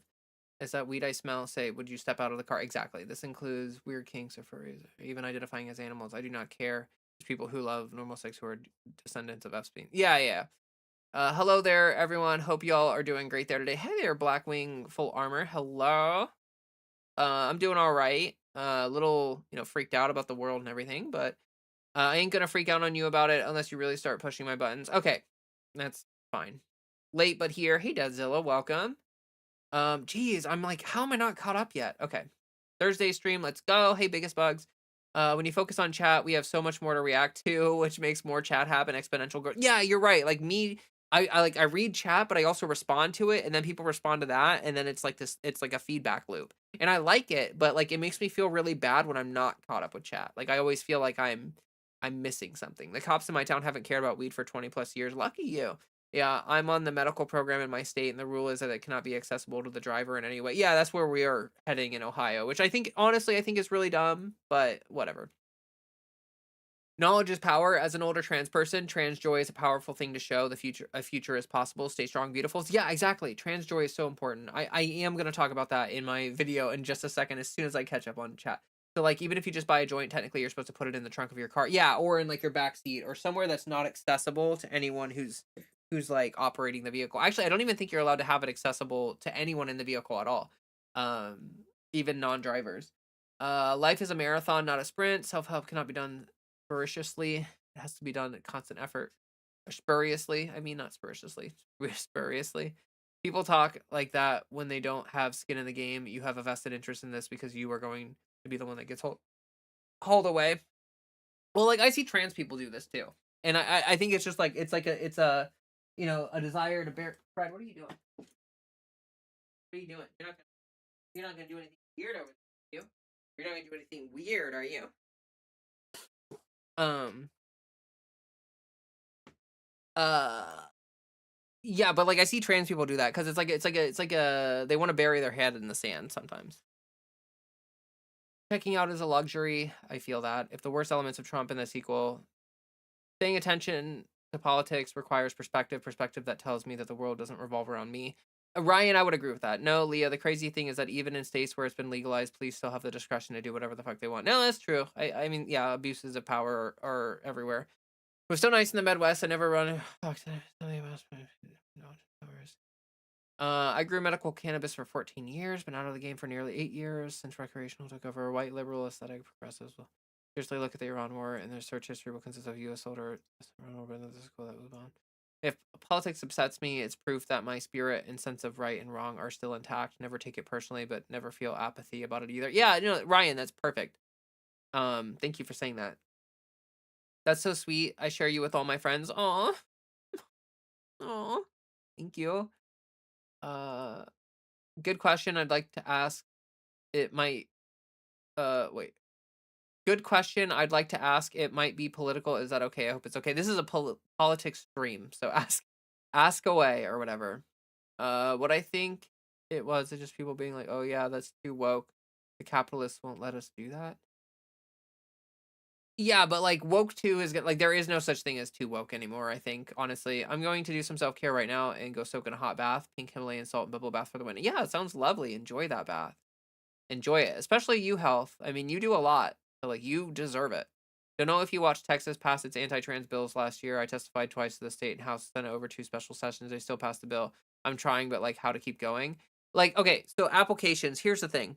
Like, you have to accept that like we are in a downward trend and that like if you think that you doing something is going to, I know this is going to sound insane to say out loud, but if you think that you going out and doing lobbying is going to like fix everything, then you need to like re-establish your expectations. Like you just have to understand that we are on defense right now. In like for instance, I did lobbying in Ohio and all the anti-trans bills that we were lobbying against passed, but then the governor line item vetoed some of the measures due to our lobbying. So like did we stop everything? No. Did we stop some things? Yes. If we had stopped nothing, would it have been worth it? Yes. Because like it brought public awareness, lobbying, like you testify, there's public people there. It's a public thing, so like you get to have your say in your word and like participating even when you're not able to actually affect an outcome that is positive is important and still worthwhile. Like, so you really do just have to let go of the expectation that like, oh, I'm gonna win. Because like you might not win, but like engaging and doing all that is still important. Looks like about 60 viewers is your cap, as much as I'd love to be one, promise. Wait, it looks like about 60 viewers is your cap, as much as I what? I mean, yeah, most of the time I cap out at like 60 viewers, but we hit like almost 100 today. I don't call me kitchen. I'm not really sure what you're talking about there. I don't know why we don't just accept all personal freedoms. There's no actual reason for them being unacceptable any more than a reason for us to escape. No, yeah, I agree. Like, it's like I view it like body modifications. If someone wants to do body modifications, I don't give a shit. Like, do what you want. I don't care. Oh my god, I've been chatting in response to the beginning of stream, not realizing you're an hour and a half into it. You're okay, biggest of bugs. I don't know who all these trans activists, these YouTubers reference are, but I think that the works of trans advocates are important. My cousin sent me a copy. Uh, he, she, they, how we talk about gender, and okay, cool. Tell us about your skincare routine. I wash my face and I moisturize. I use CeraVe cleanser and moisturizer. Pretty much it. Honestly, I mean, I'm wearing concealer right now, but no matter what's happening, you're worthy and you're deserving. You are special. Goodbye. Call me kitchen. See you later. Patent your pronouns to make cash. Oh my gosh, I'm trying. So I'm almost caught up. Ohio, hell on earth. I like Ohio, other than the politics. Like outside of the politics, I like Ohio. But Ohio, politically is a dumpster fire for sure. But I like, yeah, I did see some good news. Afro Man demolished the police in his trial. Yeah, I know. Afro Man showed up to his trial with a cop's ex-wife. What a fucking G. What a fucking that's amazing. Amazing, amazing, amazing. If you did not see here, let me show you a picture that will almost 100% for sure make you smile.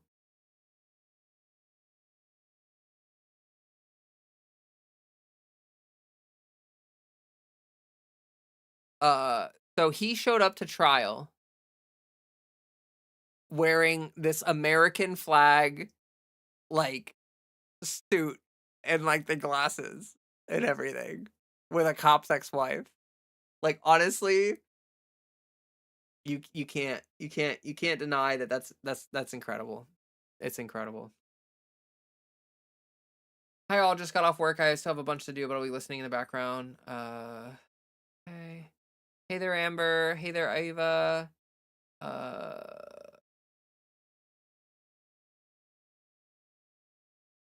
um what is your favorite video game? Oh god. I don't know. Um Tales of Symphonia, I guess.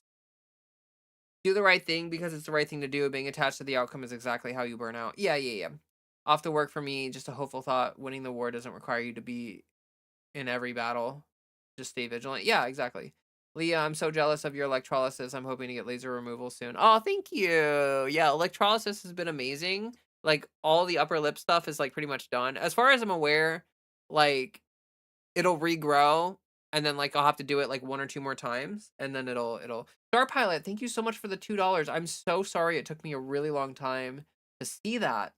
Let me give that a little heart there. Thank you so much for the $2. Again, I'm sorry I didn't see that. Also, Nathaniel Bew, thank you for the follow on Twitch.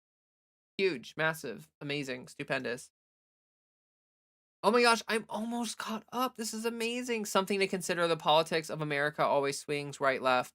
And it's been that way for a long time. That's why we are seeing the dumpster fire. It can and will turn left. Oh yeah, no, we are for sure going to swing hardcore back to the left. And it's gonna for sure, yeah, like no, 110%. It's just whether we turn to like liberalism or whether we turn to like actual progressivism. And I think the answer is most likely liberalism, but you know, we will see about that. Because the Symphonia is an excellent choice. It's an amazing game. Over 500 people testified against the Texas bills and like barely 20 people were for. It's not a feeling that cuz I did it we should win. It's the reality that effort meant nothing because party lines. No, but like it's important because it's on record how many people testified and like the testimony and stuff. Like you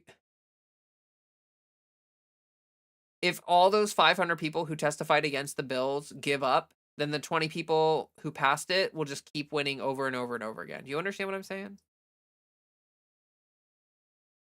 Getting back on retinol.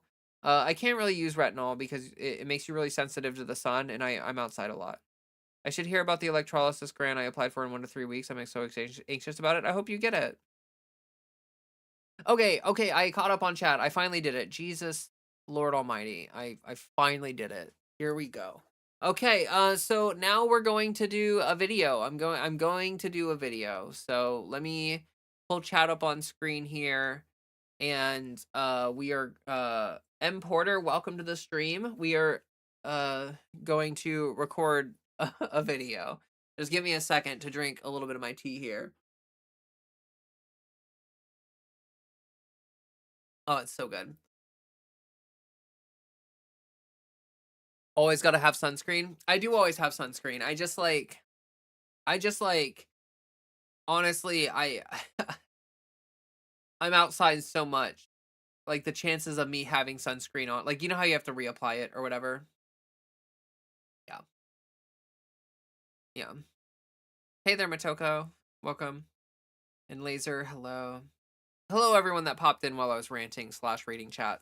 Like just hello to everybody, I guess. A couple things, got links in the chat here pinned. We have my link tree. We've got a Discord. We've got my Instagram. Got a Twitch. I stream on Twitch and YouTube, so you can watch whatever you want, whichever platform you want. We are at 90 likes on YouTube. That's incredible. Thank you all so very much. We peaked at like a ton of viewers. We had a ton of viewers today. It's kind of wild. So yeah, we're gonna record a video. I've got chat up on stream. You are on the screen. You're allowed to, engage or chat or whatever. Normally, I have like bullet points or I have like big things or like really structured stuff I want to talk about. But this is going to be a little more off the cuff, a little more just honest from the heart, and not really off the cuff. Actually, I thought about this like a decent amount, but it's more of like from the heart, emotional stuff. So like, I just want you all to be all to be aware of that. That this is going to be me kind of talking about a little bit more about myself. I know that I normally don't talk about myself very much on my channel, but I figured it might be useful for some people, and it's not a story that's gonna make everyone really sad.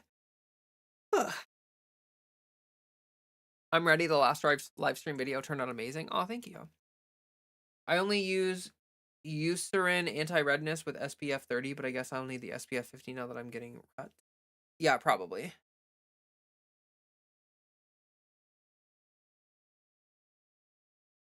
You're not gone? Oh, hey there, Call Me Kitchen.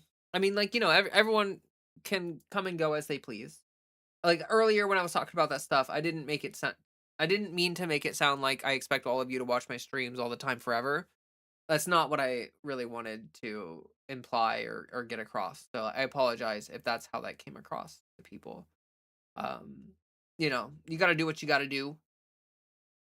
All right. Ugh, let me evening 2 a.m. So a brief visit today. I made my first oxtail soup today. It was pretty good. I've never had oxtail soup. I would be willing to try it, but it's not something that I've ever had. Hello, Nevada. Welcome to the stream. Finally caught a stream. Welcome, welcome, welcome. Happy to have you all here. This has been a great stream so far. We're about to record a YouTube video, so come in and get comfortable. And lately I've been thinking about like I should do some collabs and stuff. Like I should try to like interact more with other content creators and stuff. So like I'm gonna try to work out some things like that, and maybe soon you will see me collaborate with some other content creators. If you know any content creators, like if you're in any other communities and you want to try to like push some of that, that would be cool. Like for those of you who are in Riverboat Jack's community, you know that she is someone that I would love to collaborate with, and I've been sort of feeling that out. I'm not really like it's kind of hard as a content creator. Like I don't really know how to do that. Like there's no real mechanism in the YouTube system. Like there's no like messaging or anything. Like I can't just like message you people like Riverboat Jack. I have to like try to find a way to contact her, and I don't want to like invade her privacy or anything, like I don't want to like I'm sure she's busy and she's got all her own shit going on, so like I don't really want to like overstep any boundaries, but I do want to try to reach out and be like, "Hey, if you're interested, would love to come on your stream or just have you on my stream or both or whatever." Would be super cool. Oh my god, I just realized that my PC last time was running out of space, and guess what? Here we are again. I'm running out of I'm so glad I remembered this. Otherwise none of this stream would have been kept. Okay, here. Let me check this old live stream footage and make sure I can delete it.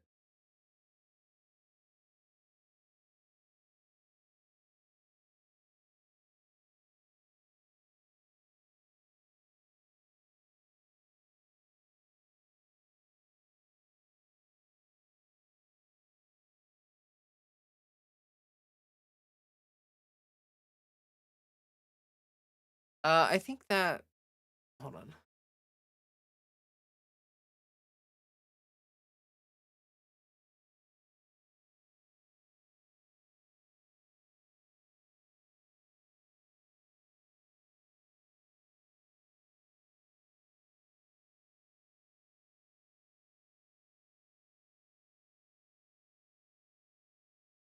I'm sorry. I'm like trying really hard to like I don't know which of these videos I can delete.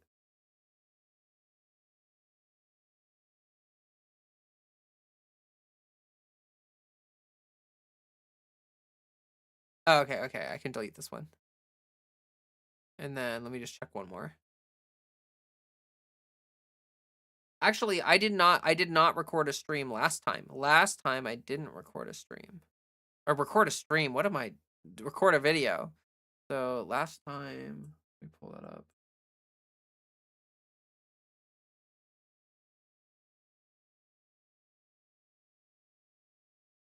Okay.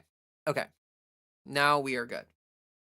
Clear the trash bin just to make sure that it is fully cleared. Okay, here we go. Imagine if Leah went on the line. I would probably love to do that. Sounds good to me. Fun fact: early YouTube had DMs. Oh, that is really interesting. I did not know that. Also made a new food today. Sal- Salsiccia pasta. Oh, interesting. Funny how they applied "You Gotta Do What You Gotta Do" in the first episode of Futurama. Don't they have contact links for that purpose? Some creators do. I don't know if Riverboat Jack does. Uh, she often appears on the line. Oh, does Riverboat Jack do that stuff a lot? She was on Takis on the line today with Josie Caballero. Caballero. I'm sorry, I don't know how to say that. It was a great show. I've tried to remember to bring up Takis to bring Takis up again if you're interested in co-hosting. Sure. What is Takis? Like what is that? I don't know what that is. But I mean like yeah, I'm super interested. One topic at a time instantly came to mind when you said collabs. Oh, one topic would be cool, but like I don't really do meme content and like I don't know if one topic wants to do serious political content because I don't think that that's like in his wheelhouse and I don't even know if he's really like comfortable with that necessarily. So like yeah, that would be super cool. Like one topic has a huge platform, would love to do that, but I just don't know if that would like make sense for our channels and audiences. You know how if you watch one channel, YouTube has a tendency to throw up similar channels? Well, I think the original I watched was which likely brought you here was No Justice, like kind of UK lefty. Okay. Pretty sure the line always pays their co-host even if they're just there one or a few times. Oh, okay. Politrix and the host is trans, so I don't know that. Didn't know that for ages. No way, my partner who has high school was struggling with doctors for years. Hello everybody.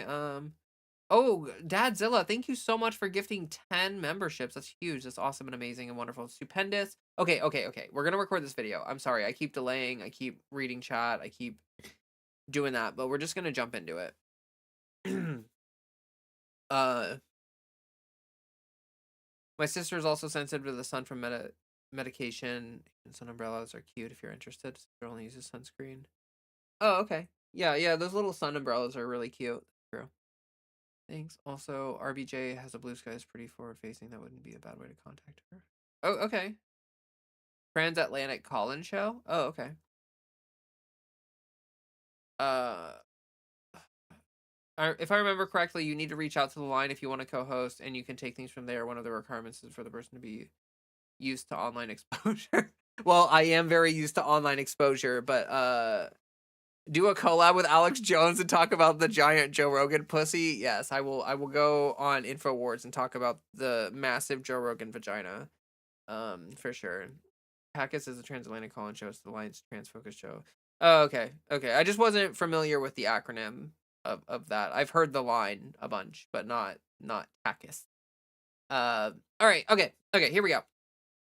I'm sorry for the delay. All right.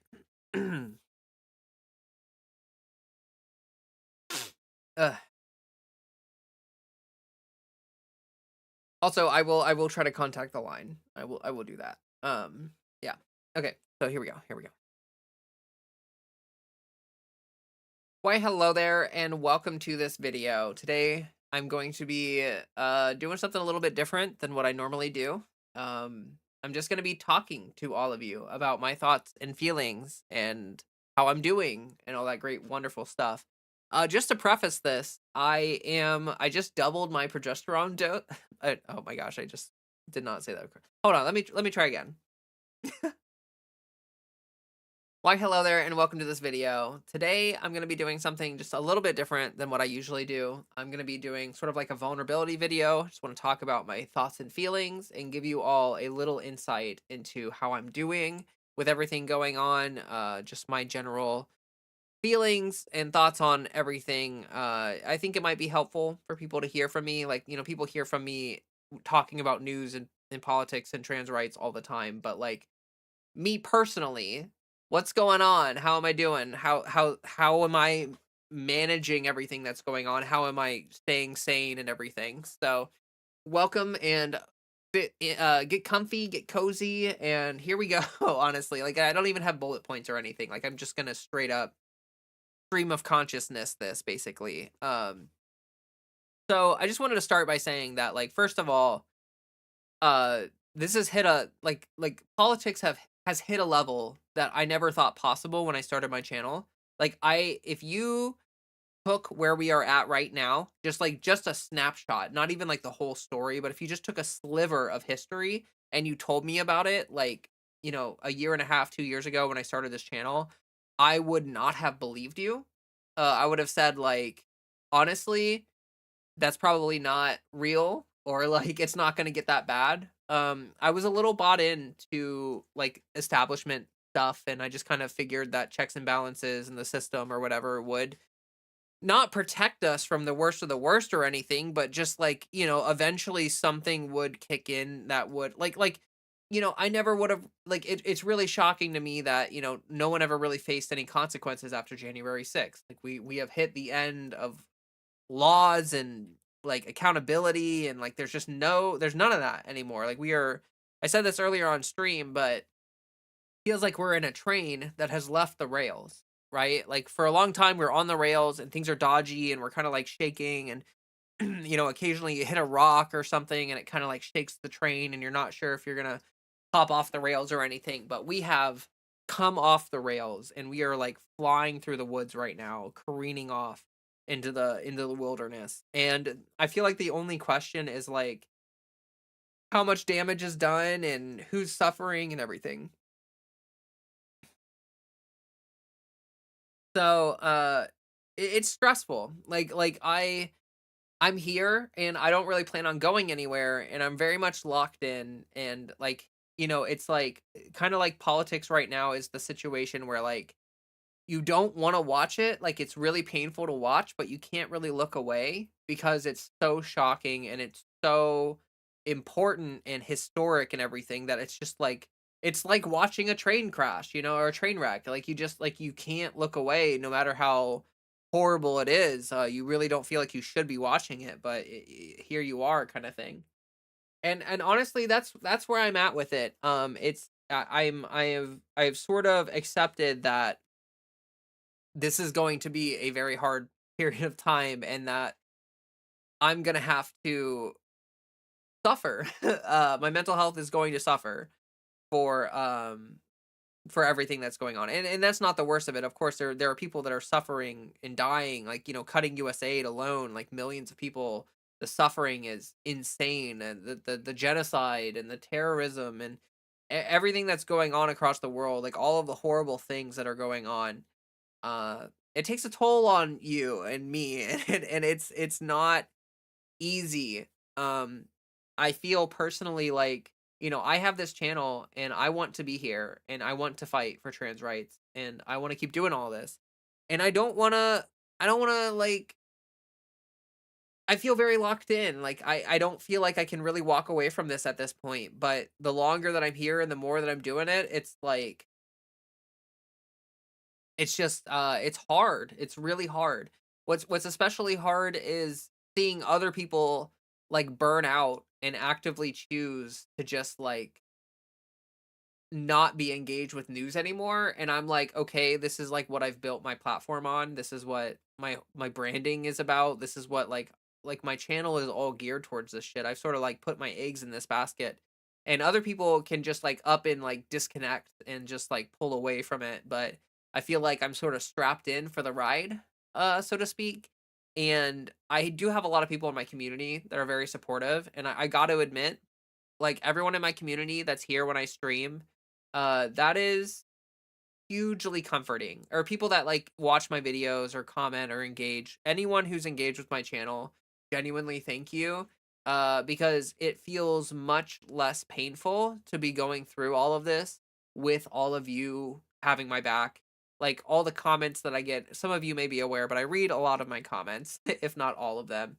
And, like, seeing a lot of the encouragement and a lot of the allyship and a lot of the people who are telling us to keep our heads up. Like, honestly, like, I'll get hundreds and hundreds of comments of people who are supportive, scared, but supportive, and genuinely, like, that outpouring of support is vital to a lot of us. And, like, yes, I get the trolls in my chat. Yes, there are people who attack us and whatever, but like, like for every 100 comments, maybe it's like one troll, and that troll is like most likely a bot. You know what I mean? Like I feel fundamentally like people, a lot of people are very much supportive and caring, and that means a lot. I really really do appreciate that. Personally, like I've had to like do a lot of compartmentalizing, and that's part of what I want to talk about here. Um, my coping mechanisms have become really important to me during this time and with everything that's going on, because like it's it's tough, and if you do nothing, like you're just gonna drive yourself up a wall, like reading all this stuff and engaging with all this stuff. You're gonna blow a gasket or uh have an aneurysm or something like that. But what's really helped me is like diving into the things that I'm passionate about, focusing on art, focusing on the things that I love, like focusing on Fred, just like, cuddling with Fred for 10 minutes really makes me feel a lot better. Um, it just like watching One Piece, or just like the little comforts in life, but also more than that. Like for those of you who follow me, I talk about this sometimes. I talk about it a decent amount on my channel. I do this thing called flow arts. It's a hobby that I love very much. It's something that is super lovely, and it's like movement meditation. It's like it's if you don't know anything about it, you can look at my Instagram. It's, like my Instagram is available, and check that out. It's you can watch videos of me doing this stuff.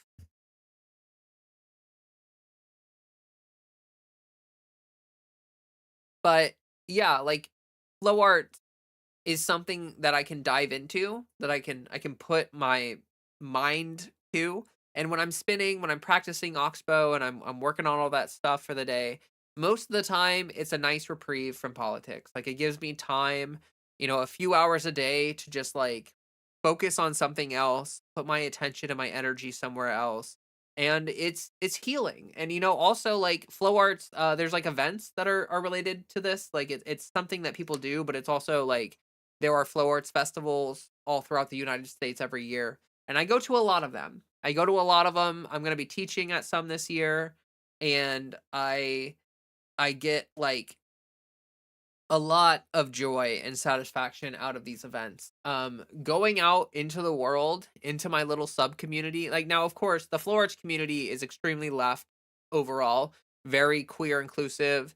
Honestly, like there are a lot of queer people in the flow arts community in the first place. So like it is a very queer community in general, but very trans accepting, very lovely people in the community. Of course, every community has bad eggs, right? Like every community has bad people in it, but for the most part, like there are some really, really lovely people in the community.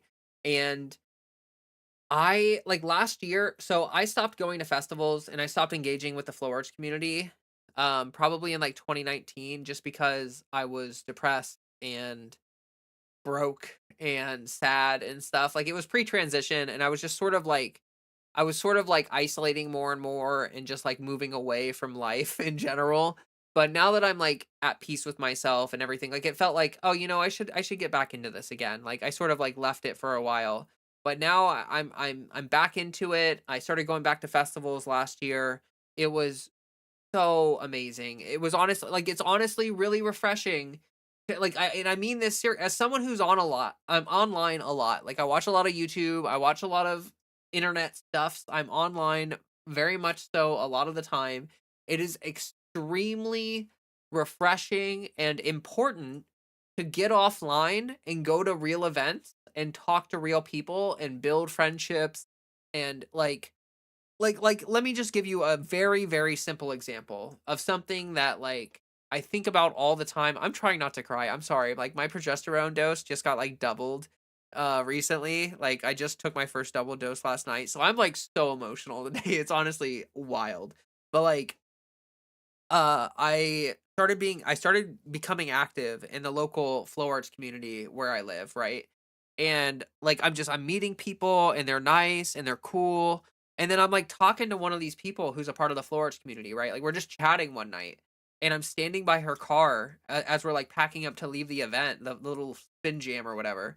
And she has a bumper sticker that says like trans trans rights matter, or like trans rights are humans, right? I don't remember the exact wording of the bumper sticker, but it was like a trans rights sticker. Like she's just like a cis person, you know, or whatever, but like she cares. And like I don't know, just small stuff like that where you go out into the world and you meet real people and you see that there are people who are just fighting or people who are fighting for us, people who care about us.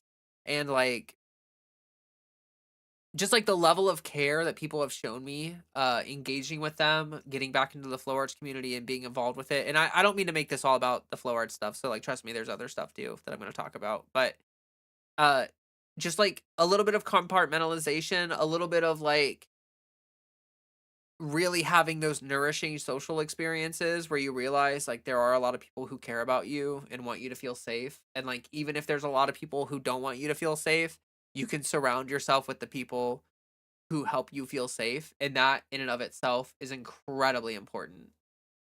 Like really important. So that has been, I would say honestly, I'm going to be honest with all of you. I think it's necessary for my mental health. I think if I were not really diving deep into hobbies and like if I weren't engaged with a broader community of people who are very queer inclusive, I would be struggling more. But having those things has really created like it gives me some bedrock, you know, it gives me something that I can come to that like helps me feel safe and good. And like the practice itself, like talking or not talking, you know, flowing and moving and having dance as a part of my life, like the expression and the everything there. It's beautiful. It's amazing. But yeah, like compartmentalization has become an active necessary part of my life where like I can't think about this stuff all the time. Like I can't like talk about politics or think about politics all the time because it really starts to like hollow you out, you know? It really starts to make you feel dead on the inside and you can't let that happen. Like I don't want to hit this point where I feel like I can't like you know like some people like they just talk about things for in a way where it's like um you know you can tell that they just don't have any emotional reaction to anything anymore. Like they're so desensitized to everything. And like I don't really want to hit that point. Like I don't want to become like I don't want to cope with politics by becoming emotionally detached and just not caring or being emotionally invested anymore. But if you're emotionally invested, this is a really painful time. This is really tough. And yeah, I really recommend if for people that are struggling, like you know, like all I can do is really talk about like this is something I've been thinking about. Like all I can really do is talk about what's working for me. Like these are such trying times. Like genuinely, I'm not trying to say at all that like, hey, what I do for myself is amazing and like everyone should just do what I do. Cause like, you know, what works for me might not work for everyone else. You know, like everyone's gonna need their own different things or whatever. And that's totally fine and that's totally valid. But like all I can really do is talk about myself and what I am uh, what is working for me. So, yeah, just, like, outliving life is incredibly important. Trying to make sure that, you know, I have some community outside of, like, politics that is, you know, like, hobbies that aren't directly engaged with politics, all that stuff. Very important. Very, very important indeed. But regardless, like, even like, besides that, like, you know, like, it's still hard. Like, this is still really hard. And, I titled my stream tonight, "Talking about politics has officially become impossible." And, like, the reason why I did that is because, like, more and more, the longer that we're going through this period, like, the harder and harder it is to talk about this stuff. Like, I can use the most hyperbolic words ever, but, like, there's so much happening. There's so much chaos. There's so much unpredictability. There's so much happening. It's just like I like you almost sort of have to just like throw your hands up the in the air and be like, this is what I care about. This is what I like. This is what I want to happen in the future. Or no, not even that. Like honestly, like I'm gonna be so real. I think expectations at this point are just like extremely toxic. And that's kind of what I'm getting at here is that like I've had to really come to a point where like I'm not trying to predict the future. I'm not trying to decide that like, oh, things are moving in this direction or that direction or whatever. Like it's we are in such a level of chaos that like any expectation you set is almost certainly going to work against you in some way. Like and like I really genuinely feel like uh expectations can become extremely hurtful for a lot of people. Like, we were talking earlier about lobbying, and someone mentioned that they did some lobbying efforts in their state, and like it didn't really change the outcome. You know, like they did the lobbying, but the outcome didn't change. And they were talking about how that was really discouraging and like frustrating. And kind of my only response to that is really that like you genuinely have to let go of the potential of like the outcome. Like you have to just do the activism or the lobbying because you care about it, because it matters to you, and for the sake of doing it in and of itself. Like if you are politically engaged and you're a leftist and you're worried about like you're like expecting outcomes, like I'm sorry, but like we live in an era of disappointment and terror and horror. And like we are like with trans rights, for instance, we are playing defense. In my state in Ohio, we are playing defense. There is nothing that I'm going to get done with lobbying or activism in Ohio that is going to make any positive difference like for trans rights in terms of like getting something affirmative done. It's all defense right now. And really the game that I'm playing is like how can my personal actions prevent harm or prepare people for the future that we're heading towards? And you know, like that's it. Like that's it. Like, you know, like and like the weird thing is that you have to keep going despite that. Like despite the fact that probably it's, like, futile and what you know, like, for instance, like, Cat lost, right? And that was a big disappointment for a lot of people. I really, really hope that people didn't, like, put all their eggs in that basket, you know? Like, I wanted Cat to win too, but we need to move forward now that she lost, right? Now that that election is over and we know the outcomes, like, we just have to move forward with that, you know? And like it sucks, but like if you're married to the outcome, then like you might as well just give up now. And like uh yeah, I don't know what to say other than that, for real. Like it's we are just like living through such unprecedented times, and it's ridiculous. But I do see some people with a certain level of expectation. And I mean that both ways, like affirmatively and not. Like Freddy's food just popped out. He's like freaking out. Uh yeah, I just it's it's wild. It's absolutely wild. Um and so I'm getting by. It's also tough because I'm trying to make a living off of YouTube, and it's very on the edge of things. Like I am pretty like compared to what I used to be, I'm pretty close to like being able to subsist off of YouTube. It's not perfect, and I've had to make quite a few sacrifices in terms of like, you know, just some like privilege things or whatever, just like monthly subscriptions or whatever. Like I've had to like cancel a lot of stuff. And that's okay. I don't mind making those sacrifices, but I am pretty scared that I am not ever going to cross that line into livability. Like I think right now I'm probably making like a couple $100 a month, like maybe 200, maybe $300 a month sometimes depending on things. And it's just scary. It's just really scary. Like not only am I trying to make my money with something that is very uncertain, but also like if the government wanted to, I mean, I would be shocked if I'm not like on a list or something, you know, like I would be shocked if the government is not like constantly having so like there's like someone with a giant red button or whatever that just says like Leah's livelihood or whatever, and just like the government is just hovering over that button, just like arbitrarily deciding not to uh like remove my channel from existence. I don't know, it feels really uncertain, it feels really unstable and uncertain, and it's scary. It's really scary. It's probably one of the scariest things I've ever done. But at the same time, like I really want this to work. I have some pretty big goals in the future that I would like to work towards.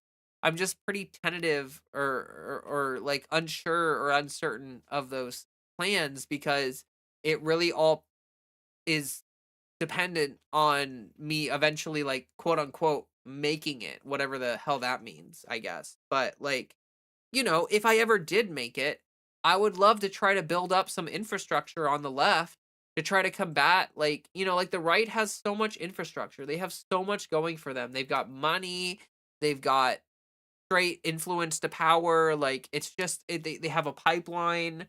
Like, it's so well funded and built out. And being on the left is a constant it's a constant struggle, like I know that like there are really aren't any leftists that are like super duper insanely wealthy. I mean, like maybe Hassan or something. I really don't know the specifics of his wealth or anything, but like for me it's not about being wealthy. It's about building a platform and power in the sense of like the more money if I'm able to make enough money to live, I can take the extra money and I can put that towards like, I don't know, just like there are tons of grassroots movements that could be possible that would make things better on the left. Like I could just do like some sort of funding mechanism for getting people into canvassing or phone baking or just I don't know. I have ideas, right? It's just like none of it is really possible without future growth and stuff, and all that is very I guess what I'm trying to say here is that like I am living in a very uncertain time, and I'm also living in a very uncertain area of my life. Like, there are some content creators who have made it and they're like making more money than they need to, and like yeah, it's up and down, but like fundamentally like they're making ends meet. And then there's where I'm at, where it's like if I keep going, maybe that'll happen, but like when, where, how, no idea. No idea, you know? So, it just kind of adds to my stress, I guess is what I'm saying. It just kind of adds to the like, what if I do this for another 2 years? I never really grow to a point where I'm able to subsist and I just die or something. And I know that's like catastrophizing, like I could just go get a job or whatever. But honestly, corporate work kills me.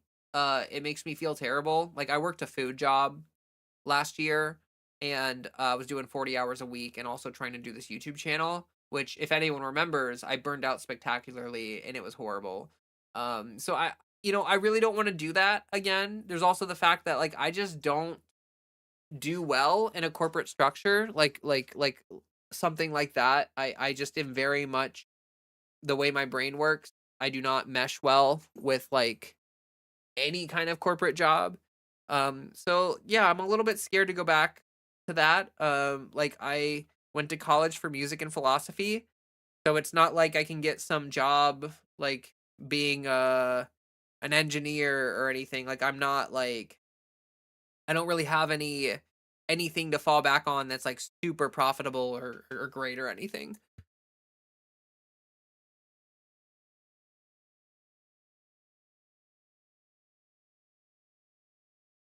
So yeah, I just okay, yeah, this was a lot of rambling and stuff and like stream of consciousness, and I don't know. I have a hard time. It's actually really hard to be vulnerable in a video. Like I thought it would be not easy, but I figured like okay, I can do this. But yeah, it's hard to just not talk about things in like the typical YouTuber dispassionate kind of way. It's really hard for me to just be like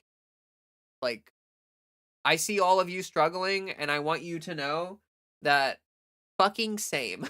Like fucking same. This is hard. This is one of the hardest things and hardest times I've ever had to go through. I mean like genuinely like this is I chose to transition and like a couple years ago, and within the couple years that I started transitioning, it's like the backslide has been intense.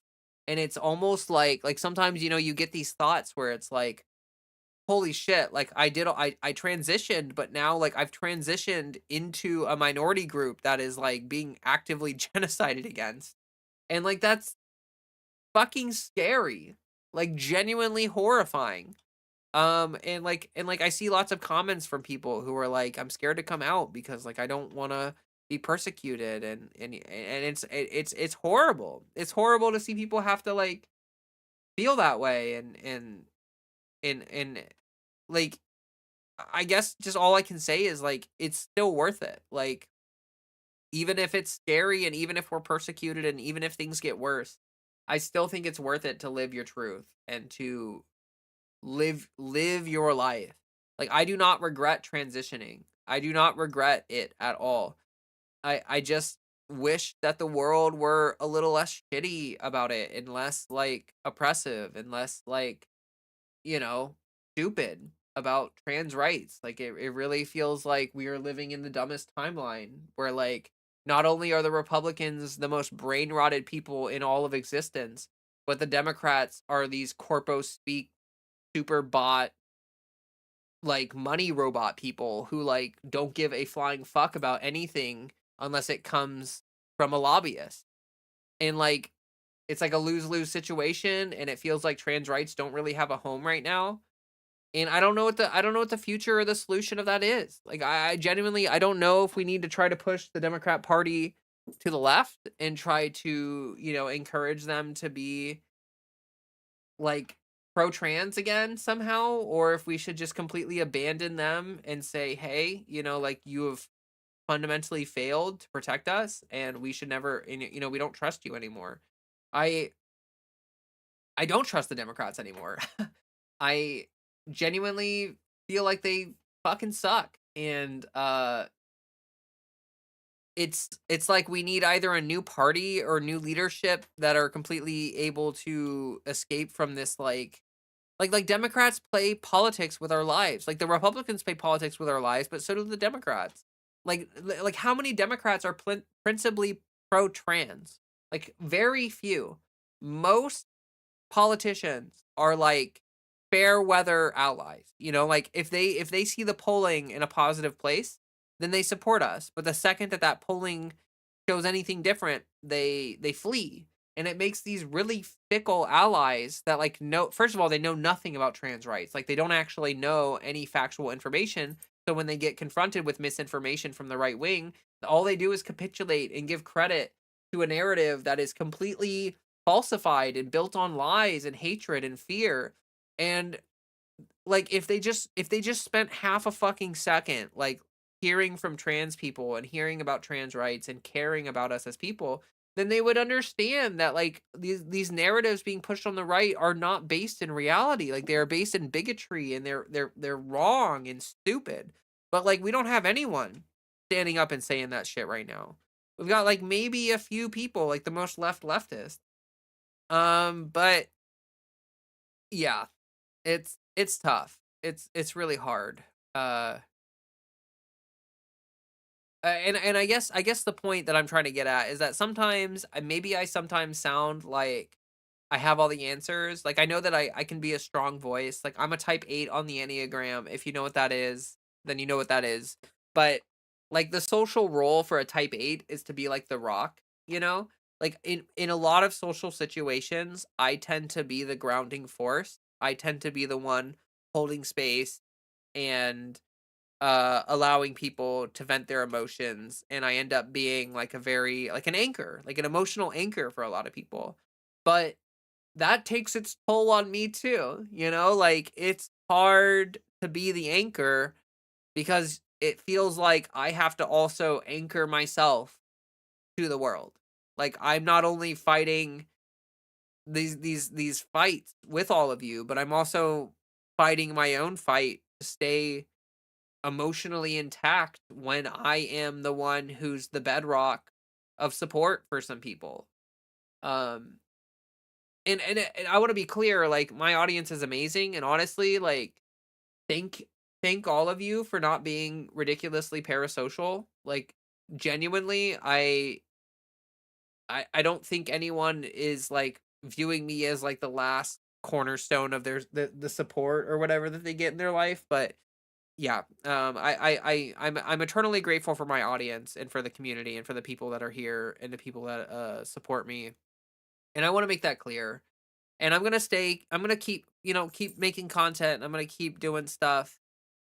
It's just hard. I guess this is just a video for me to let you know that, like, yeah, this shit is hard. And I have some strong narratives, and I try to be strong, and I try to, do all that stuff.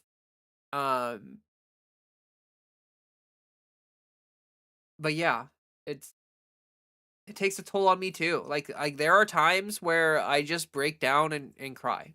And there are times when I just like I just see a story, and it just for like an hour, it just like breaks me. Like it like shatters me into pieces. And then I have to go through this process of like picking myself back up and being like, okay, like it is what it is, you got to move forward. And like I very much understand that cycle of despair that a lot of us are in right now, where it's like, the news is like a never-ending cascade of shit being flung from a butt. But honestly, like, we just have to keep going. We have to face it. We have to keep going. We have to figure out ways to organize and be there for each other and support each other. And it's like just one foot in front of the other is like basically where we're at. Like I don't know who to support, I don't know what to do. Sometimes I don't even know what to say. But it's really about like taking this one day at a time, one step at a time.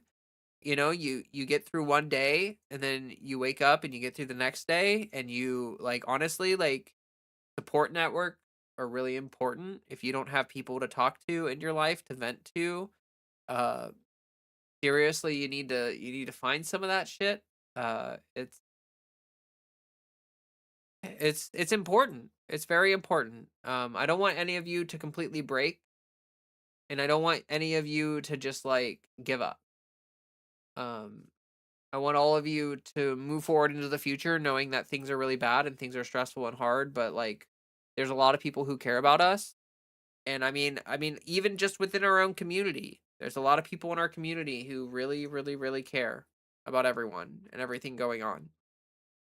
And outside of that, there are allies, and there are people who maybe are ignorant, and maybe they are, kind of dumb, and maybe have some transphobic positions that they don't realize are kind of transphobic because they just swallowed by misinformation. But like there's a lot of good-natured people out there who don't want to see other people suffer. And like the future of the trans rights movement needs to be about opening up our hearts and letting people see that we're human, and that we love and care and suffer just like everyone else. And it's not like this trans rights debate doesn't need to be this big ego debate about like, but what about your definition of a woman? Is it, whatever like that. I think we need to move away from that, and we need to move towards more of an appeal to emotion, where it's like, look at these people suffering. They're just people. They don't deserve to suffer just like no one else deserves to suffer. And like, you know, help. Like, please help. Um, so I know I didn't really read much chat. I'm sure everyone was saying some really lovely stuff in the chat. I'm sure there was a lot of support. I'm sure that everyone was really lovely. And I will, after the stream or after the video, I will try to go back and read some of that stuff. I will say Chicky Puff said sometimes what you need to get through the day is spite. Agreed. Some days, some days love is what gets you through, and some days spite is what gets you through. I think like we just need to keep living our lives. Like all of this stuff is an attempt to pressure us into non-existence. And we got to keep finding reasons to love, reasons to smile, reasons to laugh, and honestly reasons to cry. Um it's just a real thing. So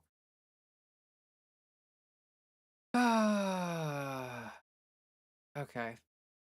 Yeah, that's going to be I think that's it. I don't even know what I wanted to say with this video. I guess I just wanted to take a second to ramble about my thoughts and feelings about things right now. Genuinely, if you're watching, still watching, you made it to this point, like, I wish you really the best. Like, thank you. Take care of yourself, please. Um, and stand up for people, stand up for our community. Do what you can. Be there for each other. We have to have each other's backs, and we need to understand that the future is going to be pretty tough. And honestly, we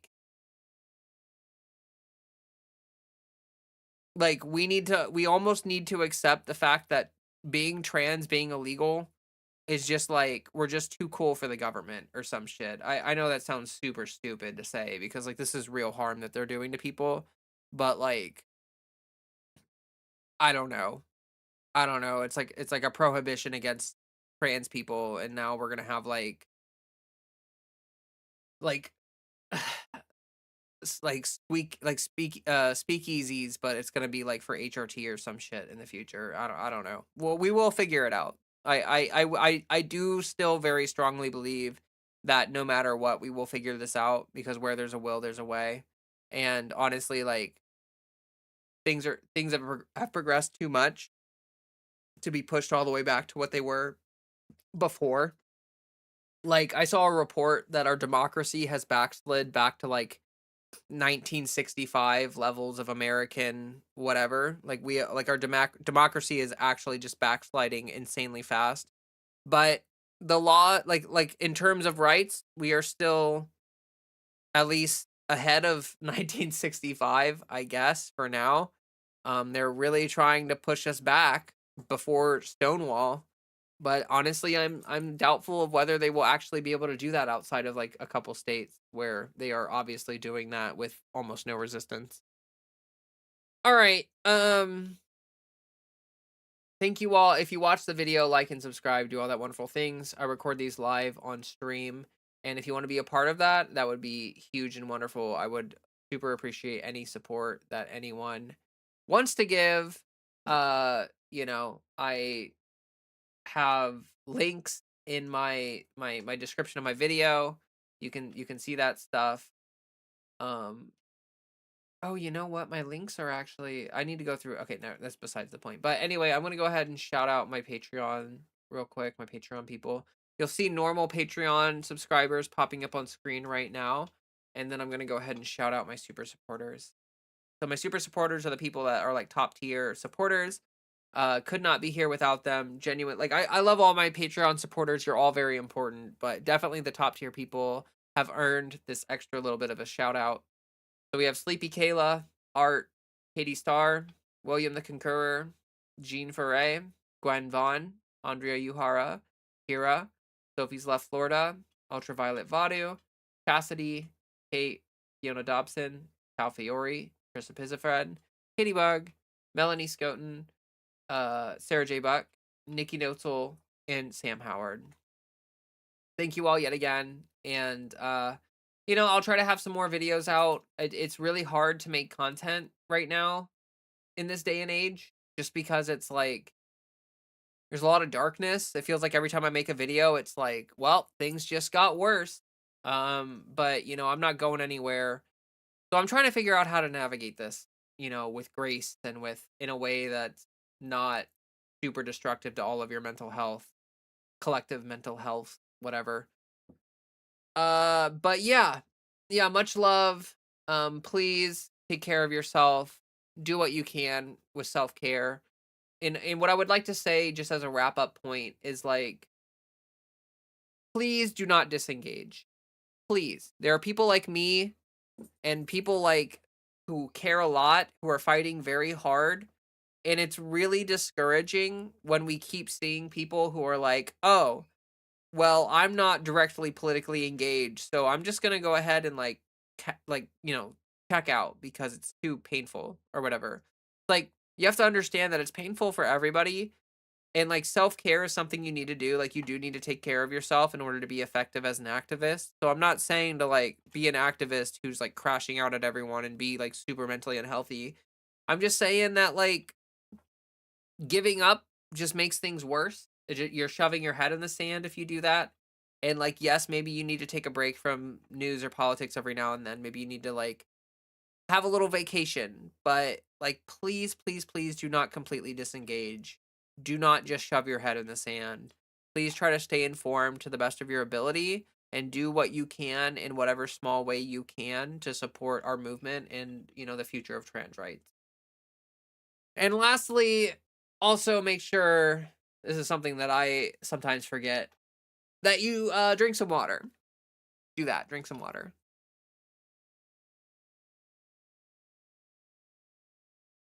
I love water. Holy shit. Water's so good. Okay. All right. Well, that was the video. What is going on with the stream today? Am I just like have I just like hit the next tier of the algorithm or some shit? Like genuinely, it's kind of wild, but like we are hitting levels of viewers that I have not seen ever in my channel. Uh, so that's cool. Uh, Traditional speakeasies are not properly ventilated. Ooh, that's not good.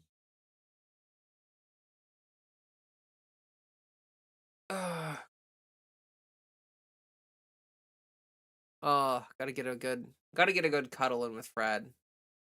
Gotta get a good Fred cuddle in. That definitely makes things better. Such a good boy. Such a good boy.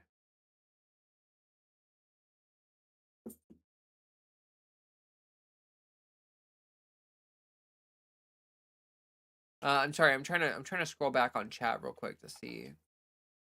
I want to read some of this, but I feel like it would take me forever. I wish we could make a new party that actually did something for us, but I know that the system is designed to stop that. Yeah, that is one of the things that's really frustrating. Leah, you're doing great, and I absolutely love your content. We are going through this crappy time together. Stay true to yourself. Thank you. Thank you. I had to clarify to someone less than a month ago that a person doesn't choose to be transgender. Thank you, Hugster Doc, for advocating for us. And yeah, that's really annoying. We're a scapegoat by the worst people, and the Dems do very little to help us. Haters want you to hide. That's very true. They really do. It is really hard, but being seen and building community are going to be important for growing acceptance. Yes. Yes. I agree. I think like things will get made worse by us hiding or shoving our heads in the sand. That's what they want. Like I've talked about this plenty, but like living in a red state, I constantly like am in exposing people to like what a real trans person is like, and it is a very common experience for me to have people tell me that like I individually like showed them that trans people are not evil. So, like, I like genuinely like the more of us that like choose not to transition, the more of us that shove our heads in the sand or choose not to be engaged politically or choose not to advocate for trans rights, or the more of us that like as political pressure mounts, honestly, what I think they're trying to push, like I think they know that they can't get rid of trans people. Like I think they're aware of that. I just think that what they want to do is move back to the pre Stonewall era where like being openly trans was illegal, and so like you basically had no choice but to stealth. And what this essentially does is it's like a queer genocide. Like it's not necessarily like it is a trans genocide, but like if you are able to stealth and you're not queer like at all, you're like a straight binary trans woman who passes very well, then like you'll probably find into the future just like not you will be affected, but like like a lot of people like back in the day, that's how our elders lived through things, is by being passing. Like it was necessary to stealth in order to survive, because if you weren't stealth, you were basically dead. um I I think we are moving closer and closer to that kind of era. And like the more people that choose to hide like that, like the more people that choose to stealth and choose to be disengaged in that way and just like, not be open about their transness. Like that's like accomplishing their goal for them. Like you are helping them erase us from existence when you do that. Like that's why like some people, I don't personally, I don't think that I passed like super amazingly well. Like I think I passed, but I don't think that I pass amazingly well. Like certain angles, certain lighting, whatever, I feel like I'm a bit clockable. But like even if I passed perfectly, I wouldn't want to stealth. Like I would always want to be open about, you know, being trans because it's not, it is a detriment to our community if I hide. And I'm essentially playing right into their hand if I do that. So I don't think that's just a blame on politics. We are at a point when we are constantly being fed information that's overwhelming. It's just the new age of tech. Yeah, Asura, that is a really good point. Like algorithms are designed to push like the most intense hyperbolic content you could possibly imagine. And that is a big issue. That is a big downside to modern stuff. Leah, your channel is too small to get mainly bots. I have seen some bot activity on my channel, but I do get some actual bigots who are just obsessed with arguing in my comment section. It's good to have a mix of straight LGBTQ plus folks and intersectionalities coming into play. Helps build more empathy. Yes, agree. I eat edibles and go for bike rides. Not in that order. Hey, well, no, that sounds really nice, Jam. That sounds like a really good way to decompress and all that. I can start longboarding again as they remove the gravel from roads. Oh, that's cool. It seems like many of us are a mixture of Westerners and Eastern people who are really into progressive politics. Oh, interesting.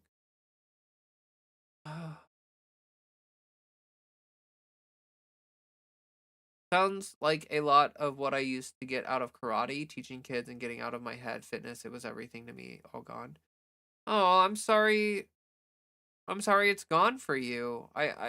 Canned acid, I hope that you're able to get back to that kind of practice. Um, Flow arts is really important to me. Movement meditation is really important to me. If you're not able to get into karate, I know this sounds stupid, but like there are a lot of martial artists in the flow arts world. There's a lot of people that come to flow arts through martial arts. And if you're having trouble finding a queer accepting community to do movement arts in, like genuinely, I would say I would advocate for any queer person to join the flow arts community. Like I'm not saying that every single person in the flow arts community is a perfect ally, but like overall the community is extremely queer accepting, very friendly. Most people want to do right, you know. The juggling community is extremely welcoming. I think flow arts falls within that if you get me. Yeah, like not all not all flow artists juggle, but all jugglers are in some way a flow artist is how I view that. Call Me Kitchen has been juggling a while. What do you juggle? Do you juggle clubs or balls or rings or whatever? Like, what do you like to juggle? I juggle three ball. I never really did club juggling, but I've been learning to juggle these things called stars, which are like these plastic, they're like anti hoops. Like if you take a hoop and you were to like cut it cut it into four quadrants and then take those pieces and fold them in so that like the circle is like it makes like a diamond, you know? It makes like a curved diamond, like almost like a little star. Anyway, I've got 3 of those and I've been trying to learn to juggle them and it's very similar to club juggling. Took about 3 generations and I realized, oh, these balloons are filled with rice. Huh? Wait, what? The Iran war stuff lately has been draining me, as well as the anti-trans legislation push. I sometimes mentally drop out and watch nonsense like Beavis and Butthead and SpongeBob to cool off. Yeah, Mackenzie, that sounds good. I mean, it is draining. This is horrible stuff that we're living through. So, like, I think it's normal to feel bad. Like, it's totally acceptable and normal to be like, wow, this fucking sucks and feels really bad. I no no yeah, I get you there. I think there's hope for trans rights after Trump. I'd be lying if I said I'm optimistic for the foreseeable future. Yeah, newly born corn. I would agree with that. I think there's hope for trans rights after Trump, but I'd be lying if I'm optimistic for this. Yeah, no, yeah, for sure. Like honestly, I think the anti-trans movement will probably die with Trump, but it will take some time to get people on board with like federal protections or something like that to protect us from the future attacks. Like the state attacks are gonna keep going.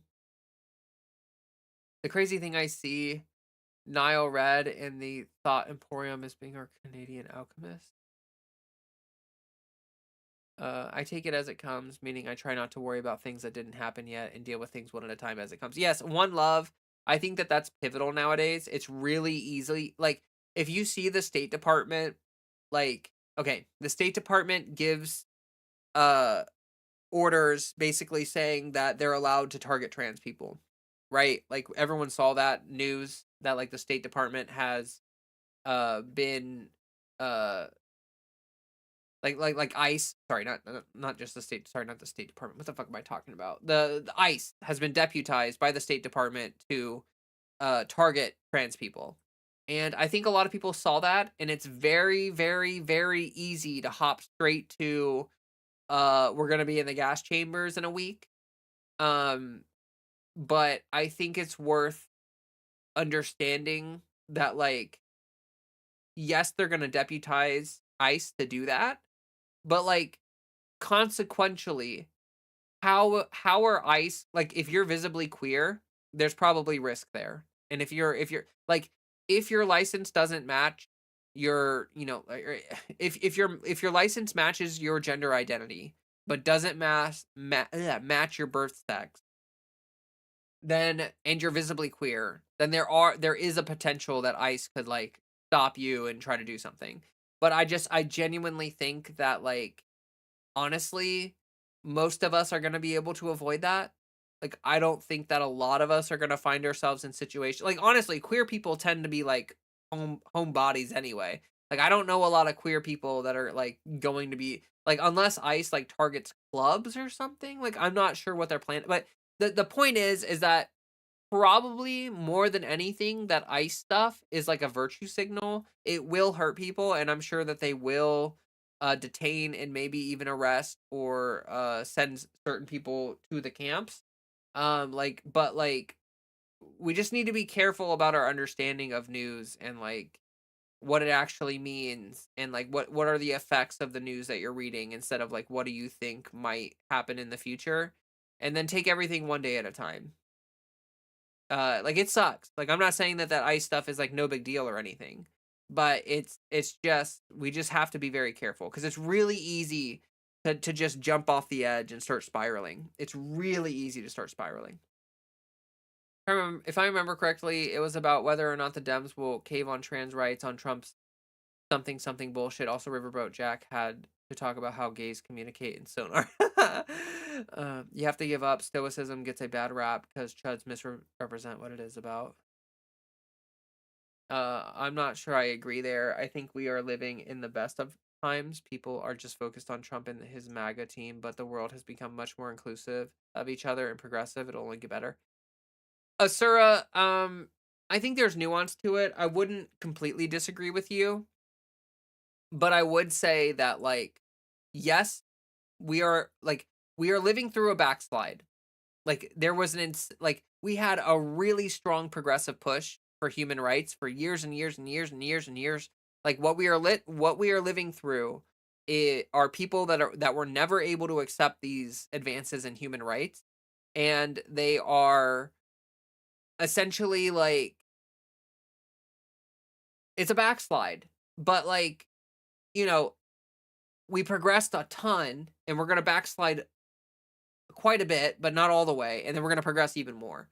So like over the long arc of hickory, what the hell? Over the long arc of history, it's still going to be progress on rights overall, but it is worth being concerned about. You know, like there are real bills being passed that cause real harm to our community, and so like I don't think it's worth like minimalizing, but I do think that it's important to have perspective, like historical perspective. Like I talk about this a lot, but if you do not listen to our trans elders, you should be. You need to understand what our trans elders went through. Because I think that's where like people like Asura get that thing where it's like, actually, I think these are the best of times. Well, yeah, like these are, like you can still walk around outside visibly queer and like you're probably fine, Like that is something that, pre Stonewall was not okay. And like it has really just become a cultural thing at this point. Like culturally speaking, it would be we will probably never return to a place where you're not allowed to be visibly queer. Also, Star Pilot, thank you for becoming a member during the video. I really appreciate that. I think you did that while I was talking about me struggling with money or something. So I really appreciate you taking the step to do that. That's really kind of you.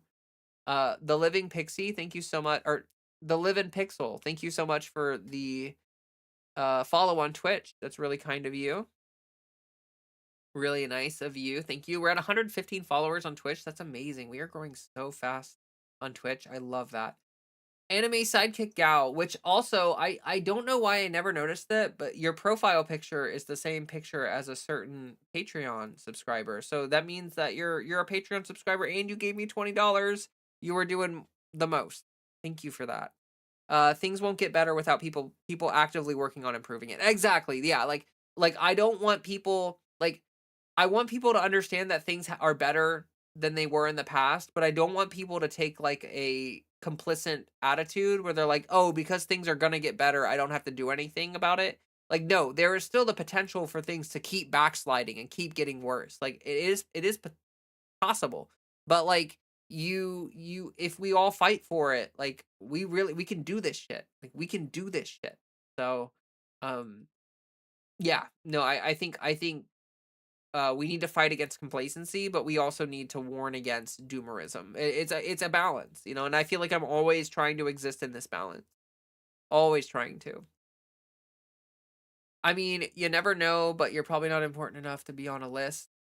Um, I I would say I'm not important enough to be on a list, but that doesn't mean that they don't have me on a list anyway. Like I would say that if you think the FBI or whoever, if you think they don't have a list of like trans content creators just somewhere, like I think that's wrong. I think they probably do have some sort of like you have to understand that once you get over like a couple thousand subscribers on YouTube, you have entered the ecosystem. Like once you're over like a couple thousand subscribers, like you are visible. Like I used to be a Genshin Impact content creator, and once I crossed 1,000 subscribers, even the biggest Genshin Impact content creators knew who I was. And that was a weird experience for me, but, like, I genuinely think that, like, if you it especially on the right, there's probably a lot of people who know who I am just in terms of, like, they keep an eye out on, they on up and coming trans creators because they wanna try to target us to make sure that we don't grow that much. Your small potatoes, you'd see them coming after more mid-sized people first. Oh, no, yeah, I'm not saying they come straight for me first or whatever, but I'm just saying that, like, this doesn't necessarily feel like the best job for job security in this current environment. It's not the government, it's some asshole in Silicon Valley. Yeah, I would agree. It's not directly governed by the government, but, like, Silicon Valley is, has done a drastic right-wing turn. Damn it, Kat was the perfect candidate. She's badass person who fought, stood up to ICE, very progressive, young, all that stuff. I hope she wins sometime in the future. Yeah, I hope Kat doesn't give up. I really hope Kat keeps trying to run for other, even if this one doesn't work out. Like I think Kat built enough of a coalition that she has a future in politics. Like if she wants it. Little Freddy Cam. Look at him. He's got his little head against my leg. He's just trying to rest his little head against my leg. It's so cute. He's such a good boy. Boy, is he. He's so chunky. Oh my gosh. I've had him on a diet for months. Maybe I need to cut back his food even more. I don't know. Like yeah, I don't know. You're up over 16K subscribers. I'd say you're doing great. Yeah, it's just, like I said, I feel like I'm in this weird in between zone. Or like I'm starting to make it, but I haven't quite made it yet. Like I'm not to the point where this is like able to subsist me.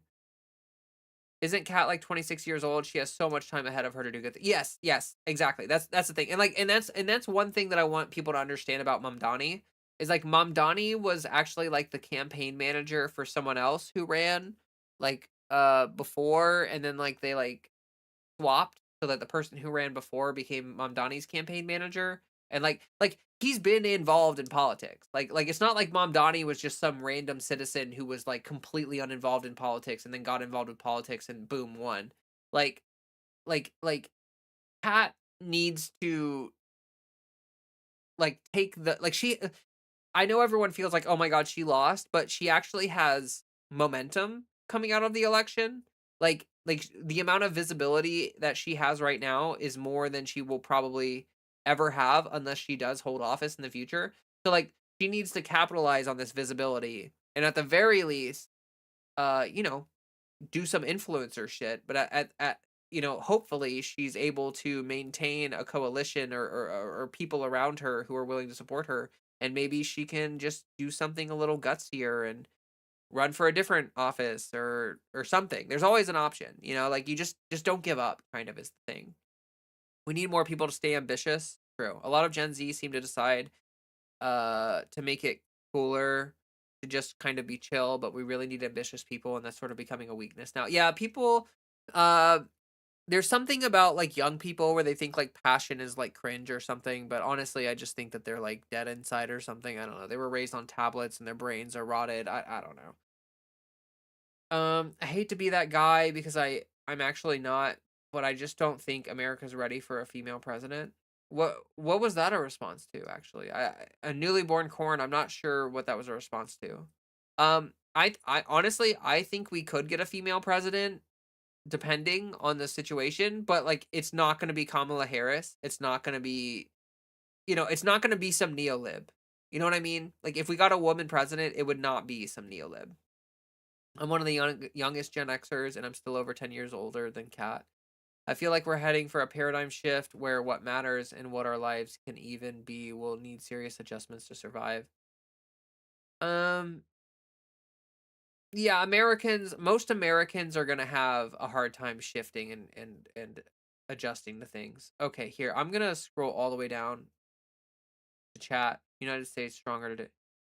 United today, stronger tomorrow. They have a thing called the Rural Listening Podcast. Good intentions, but she only lost because of the spoiler effect. Ranked choice and jungle primaries are essential in dismantling. Yes, yeah. If we had ranked choice, then Cat would have won. Yeah, that's a really good point. Like election reform is necessary. Cat made it pretty far despite APAC being annoying wasp to her campaign. She's got a future. Yes, yeah, that's so true, Spoofer. What election? We're talking about Cat, who ran in Illinois. Computer Bobby, thank you so much for the follow on Twitch. You said diversity is conformity in 26. America needs a teenage president. I don't know about teenage president. That's giving me uh like I was thinking about it the other day. It's funny because I was actually thinking about this the other day. I really was. I was thinking about how like, back when monarchs were like really popular, it was a pretty common thing for like a child to become like a king or whatever. And then they sort of just run things through their advisors and shit. Uh I was thinking about that and I was like, I wonder if that was actually like consequentially better than what we're living with right now. Like, would it actually be better if we had like a 14-year-old or whatever who was like, uh, will you remember us when you're famous? Of course. Are you kidding me? One love. Don't you notice that I remember people in my chat? Like I'm not honestly like I'm not trying to get famous. I'm not trying to get famous. I would like to make ends meet. I would like to survive off of YouTube. And like, I think like celebrity shit is probably fine. But like honestly, I'm actually kind of uncomfortable with like a certain level of fame. Like if I were as famous as like I don't fucking know, like some actress or actor or whatever. If I were famous like that level of famous, I think I would actually hate it. Like I would despise that with every fiber of my being. I'm totally fine with people knowing I exist and all that stuff, but like there's just like a certain level of privacy that I like to have. And also like once you hit a certain level of fame, people start idolizing you and it sort of like gets really out of hand. Like I've seen it, like it happens a lot in our culture. Like idol culture is fucked. And I don't want to be idolized because I don't like to be put on a platform that I can't live up to, you know? Like I don't want people to do that. Um,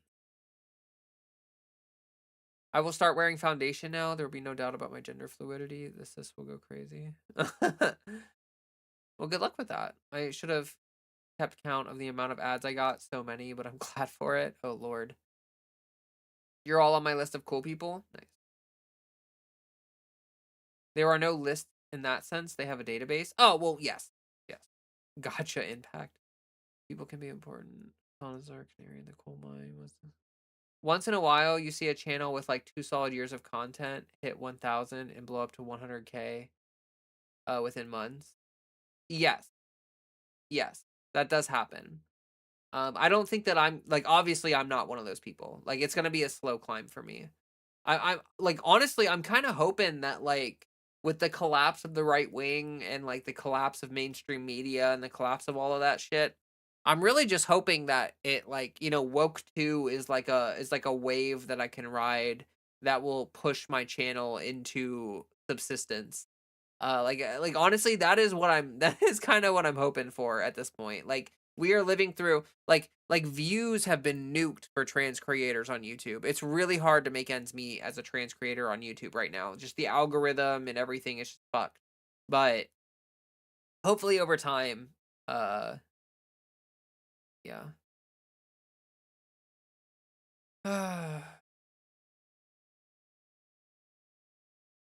Maybe try DSA or WFP. What does sound weird though? Like the catfish you. Only positive thing about Trump is trans people won't. Oh yeah, like if they do a draft, like honestly, like if they did a draft, like the trans military ban would become a blessing to me, but it's still like a horrible thing. I'm really upset they did that because of how many people lost their careers. Chat goes so fast, I get lost. I was Gus who made known magnesium betterment. It's okay, Jake. I get it. The chat is really fast. Hard to frequency of meals and how close together they are is the biggest determination whether you gain or lose weight, even if you're a cat. Yeah. Um. Actually,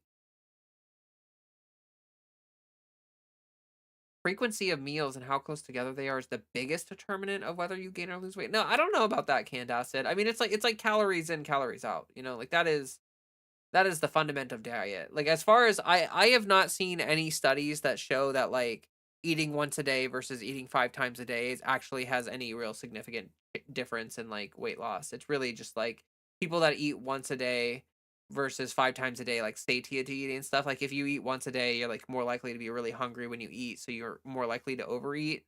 Have no idea who you are, but you showed up in my recommendation, so I think you'll do all right. Oh well, thank you, John Todd. Yeah, sorry I'm like jumping around chat so much here. I'm trying to catch up now.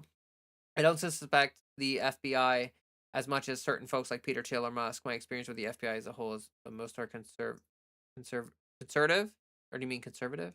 But very by the book. Yeah, I get it, but like it's just like the leadership right now is so wild. Getting lost because of a spoiler. Oh yeah, I already read that.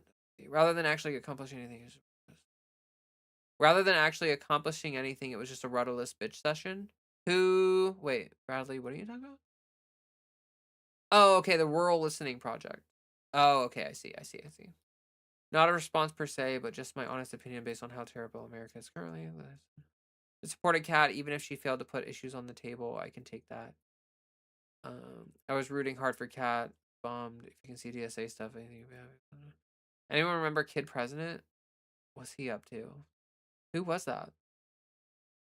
Uh, an actual kid as president would be super annoying. Like, why am I even on this earth if I have to answer to a boss, baby? Geez, damn, you should be president. Uh,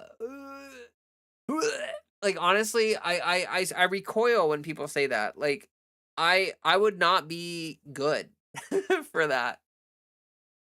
Unless the kid president was like Dakota Fanning, Fred Savage, or young Jodie Foster, as far as being mature and get the kids off the lawn. No, I was just joking, mostly.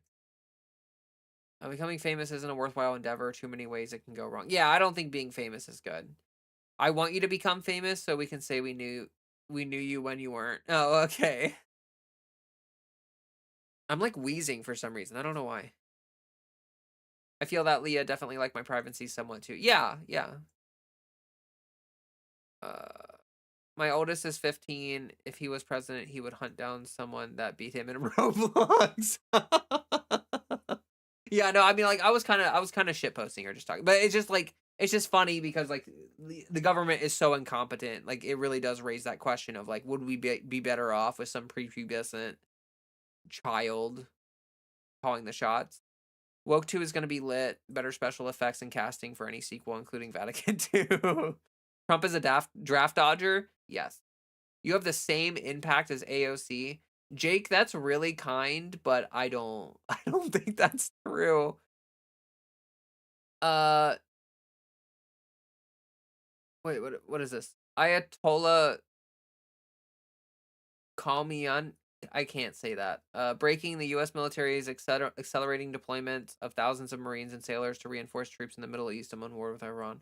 Newsmax reports the Boxer amphibious ready group. Oh, fuck. 11th MEU are sailing early from the West Coast via Oh. I heard that they were sending these Marines over there, but like it sounds like they are prepping for an amphibious attack, which is very fucked and also bad and also not good. I don't think I have the same impact as AOC, unfortunately. Like I would love to, but she's definitely got more impact than I do. Sumo wrestlers eat once a day. Is that I don't know if that's really like if that says anything. Yeah, even when I try to keep track of trans or lefty creators, the feed will show me crap from some transphobic grifter. Yeah, it's unfortunate. Okay. Basic biology, the hormone that triggers your fat cells emptying only shows up when you have not eaten it. What? It's basic biology. The hormone that triggers your fat cells emptying only shows up when you have not eaten in 5 hours. Wouldn't that make it so that eating once a day is better? I'm sorry, I don't know. It's pretty massive meal from what I understand. You were so down to earth.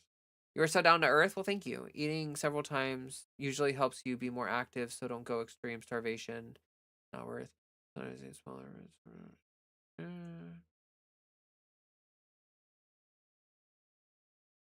I remember they would play kid presidents videos in elementary school. Um, Hollywood has so many problems. Any thoughts on the Jim Carrey situation? What happened with Jim Carrey? What happened with Jim Carrey? Do I want to know? What do you mean the Jim Carrey situation? I don't follow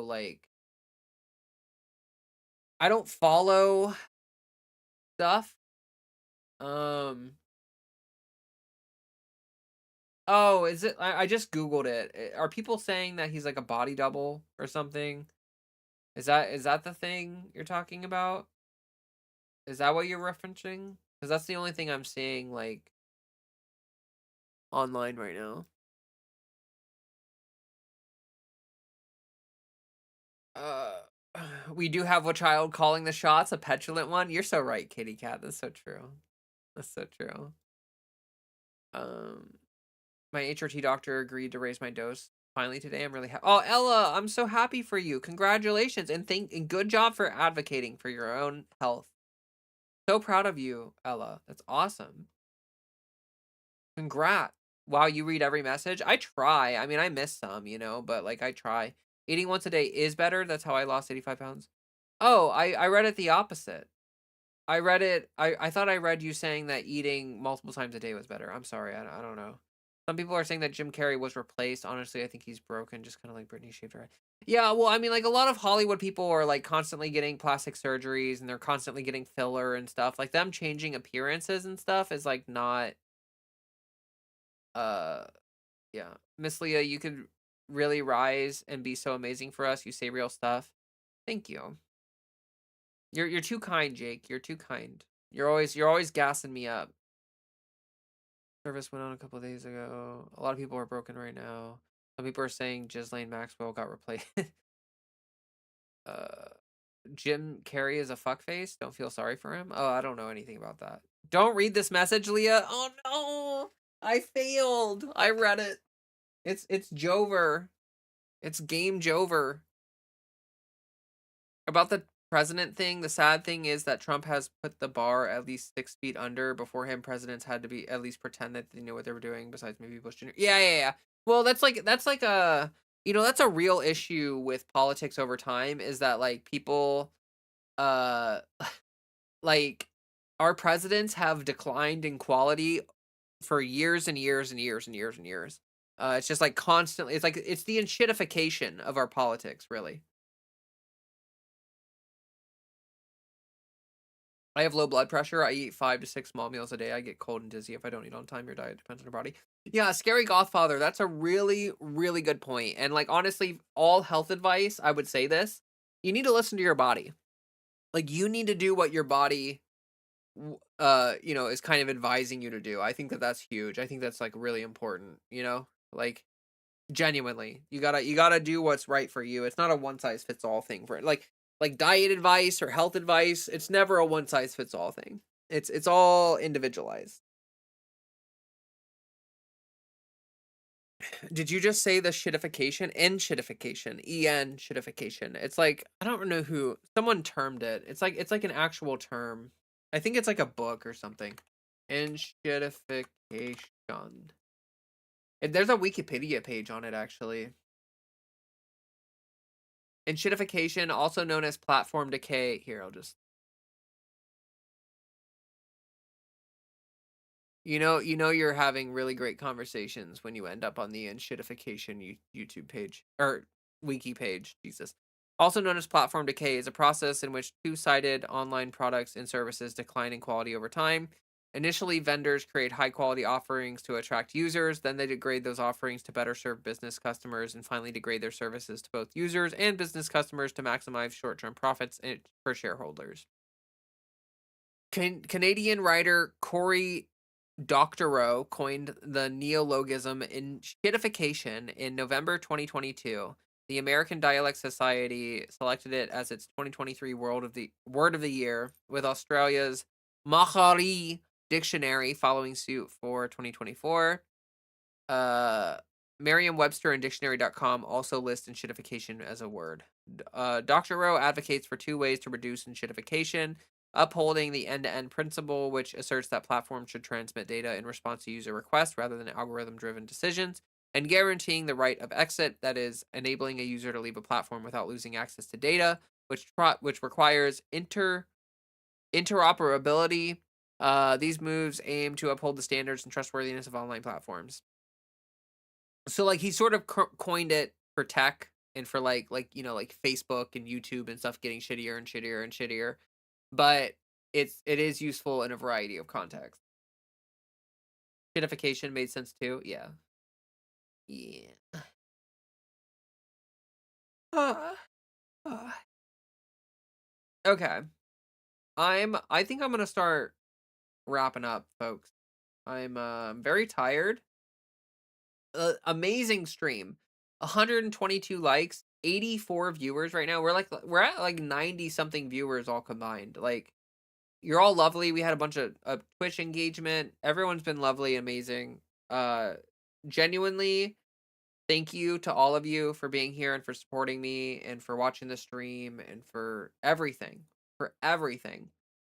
A couple things. We have a link tree pinned in both chats, and you can follow that link tree. You can find all my various social medias. You can find, Instagram, YouTube, Twitch, whatever you're looking for. I have recently re-downloaded Twitter. I am like I don't know. Like I kind of want to use it to try to grow faster, but I also kind of don't want to use it because it's a terrible platform. But we'll see. I don't know. I haven't added it to my link tree yet. Like it's not in my link tree or anything, but I might add it, I guess, or something. I'm tired. I'm really tired. Really tired. So I'm probably gonna go. I took a nap during this stream. Aw, that's nice, Banana Brains. That sounds like a good thing. Oh, Freezy Pop. Hello, I just got here. How's the party going? Ooh, do you have a blue sky just in case? I do have a blue sky, but like I don't really use it, to be honest with you. Like Threads and Blue Sky are both kind of like platforms that I have and I don't care about. Maybe I should use them more, but I just like I don't know. Anyone want to see a good cuddly boy? Look at him. He's so cute. He's so cute. He's so cuddly and cute. Yes, he is. I love my Freddy boy. I love my Freddy boy. Such a good boy.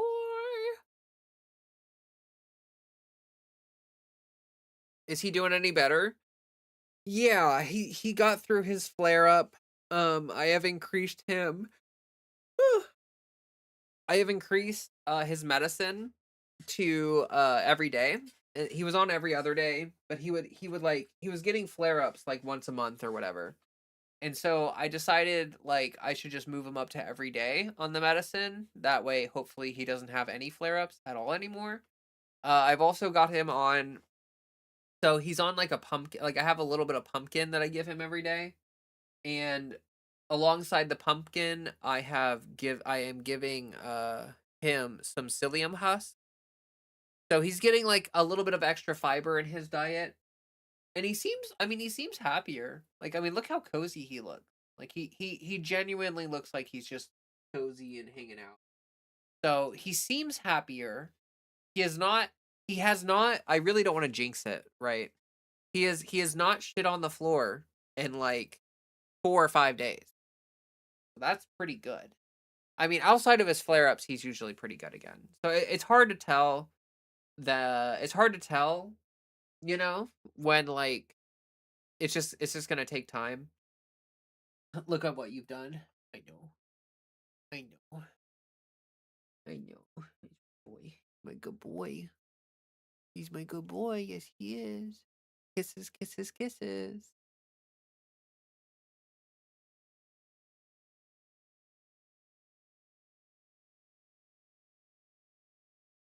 I mean, if it helps, I won't judge, but personally, I'd stay away from Twitter.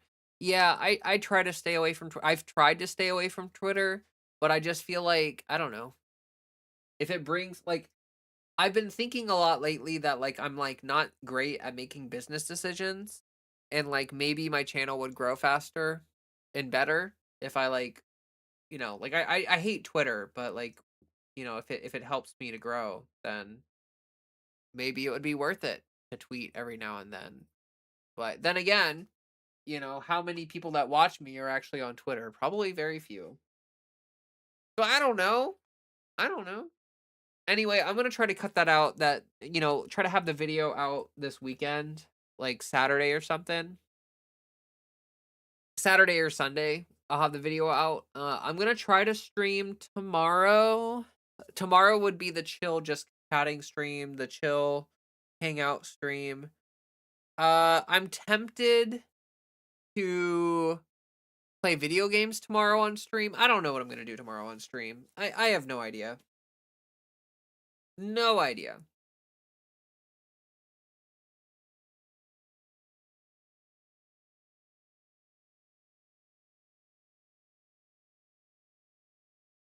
Okay. Well, anyway, I mean, lots of things can help growth. Yes.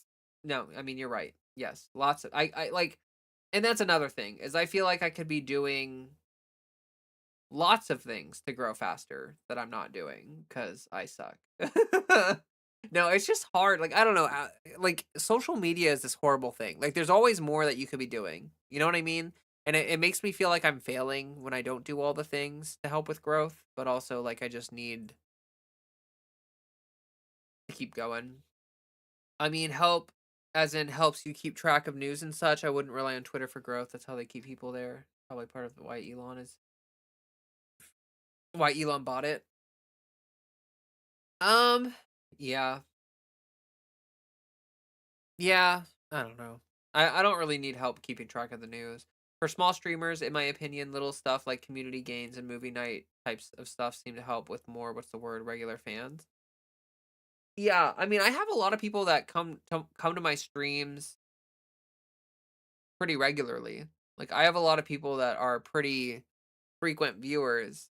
We can't really do like movie night stuff like maybe on the Discord we could all watch a movie at the same time, but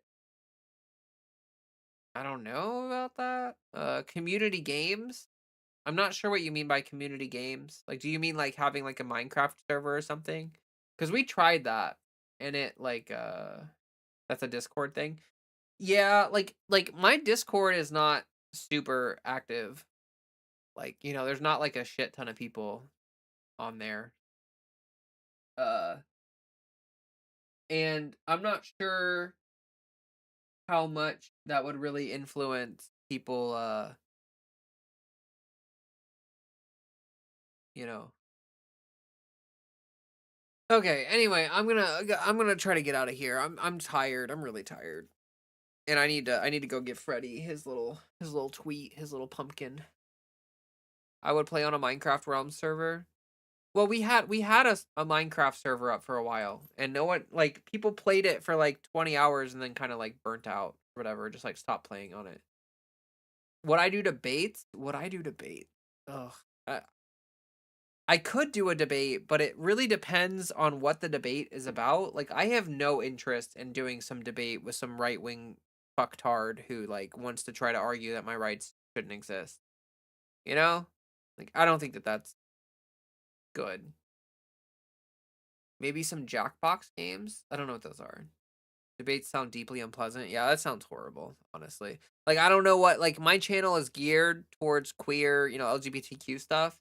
Like if I started debating that stuff, like you know what I mean? Like what could I debate that's relevant to my channel that wouldn't be just insanely stupid?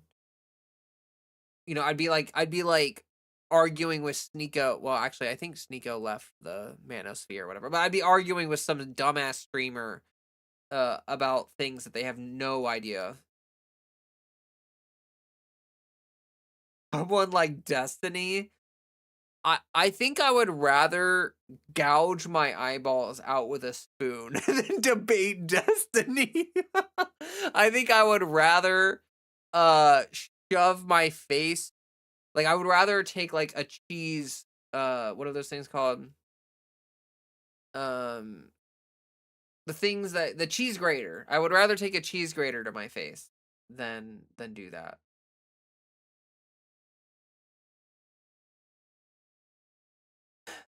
The Line has some great debate call-in shows. Interesting. All right. All right. Thank you all for being here. Thanks for the amazing stream. Let's try to have more of these. It's sounds good to me. We do that. All right. Oh, Jackbox is like streamer buys a game and chat can join in. I mean, they aren't fantastic, but a lot of streamers like them. So I don't know. Well, see, every time I do video game streams, no one watches it. Like I if I do a video game stream, I get like 20 views. It's like people do not follow me for my video game streams. So like it doesn't really feel worthwhile to do. Like I can do a just chatting stream and get way more viewership than it's more like trivia and things of that nature rather than a full video game. Oh, I see. Okay. Gotcha. Uh Good night. Thanks for the stream. Yeah. What kind of video games do you play? I play a lot of stuff, honestly. Lately I've been playing Tales of Berseria. I'm tempted to buy Crimson Desert when that comes. Is that out yet? I think it's out or almost out or something. Let me let me double check real quick while we're here. Crimson. Oh, Crimson Desert release date.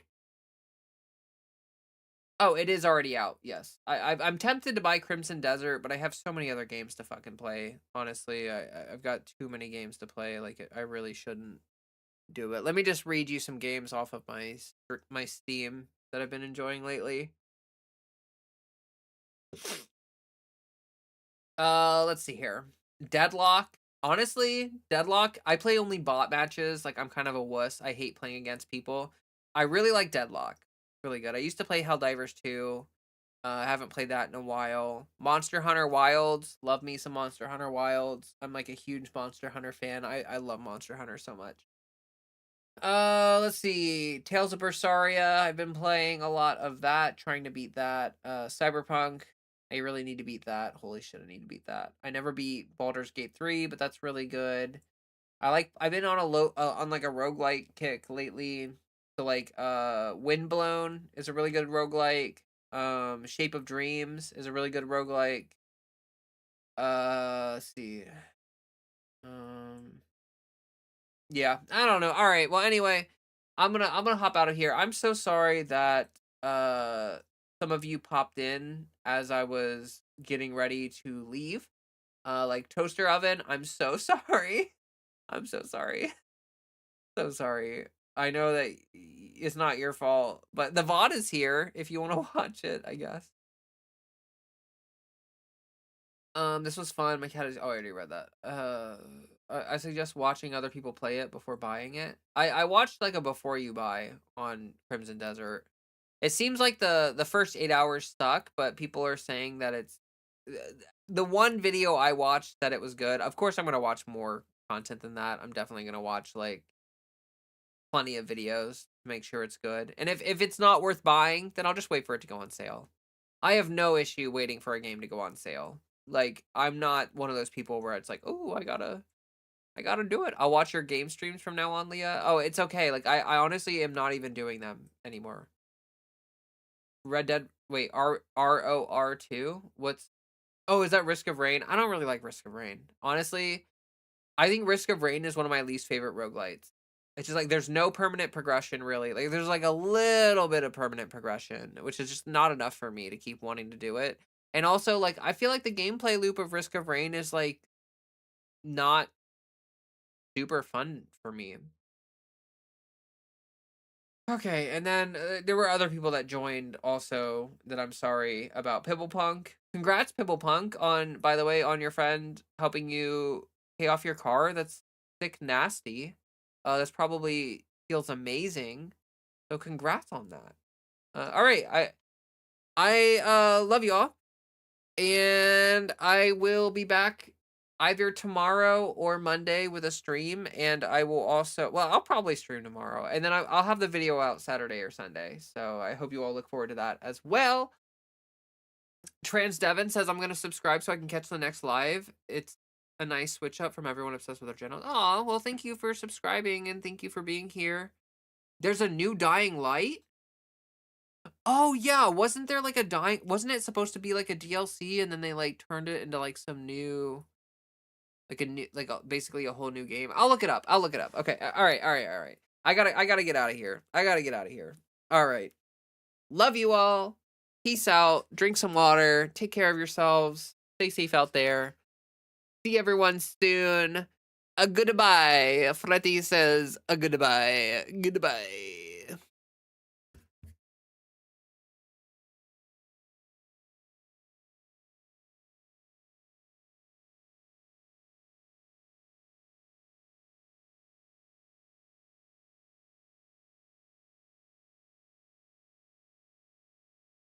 But now what I'm asking for is a piece of ice, cold and poorly located, that can play a vital role in world peace and world protection. It's a very small ask. Might have gotten away with it, too. If it wasn't for these blasted kids and their dogs.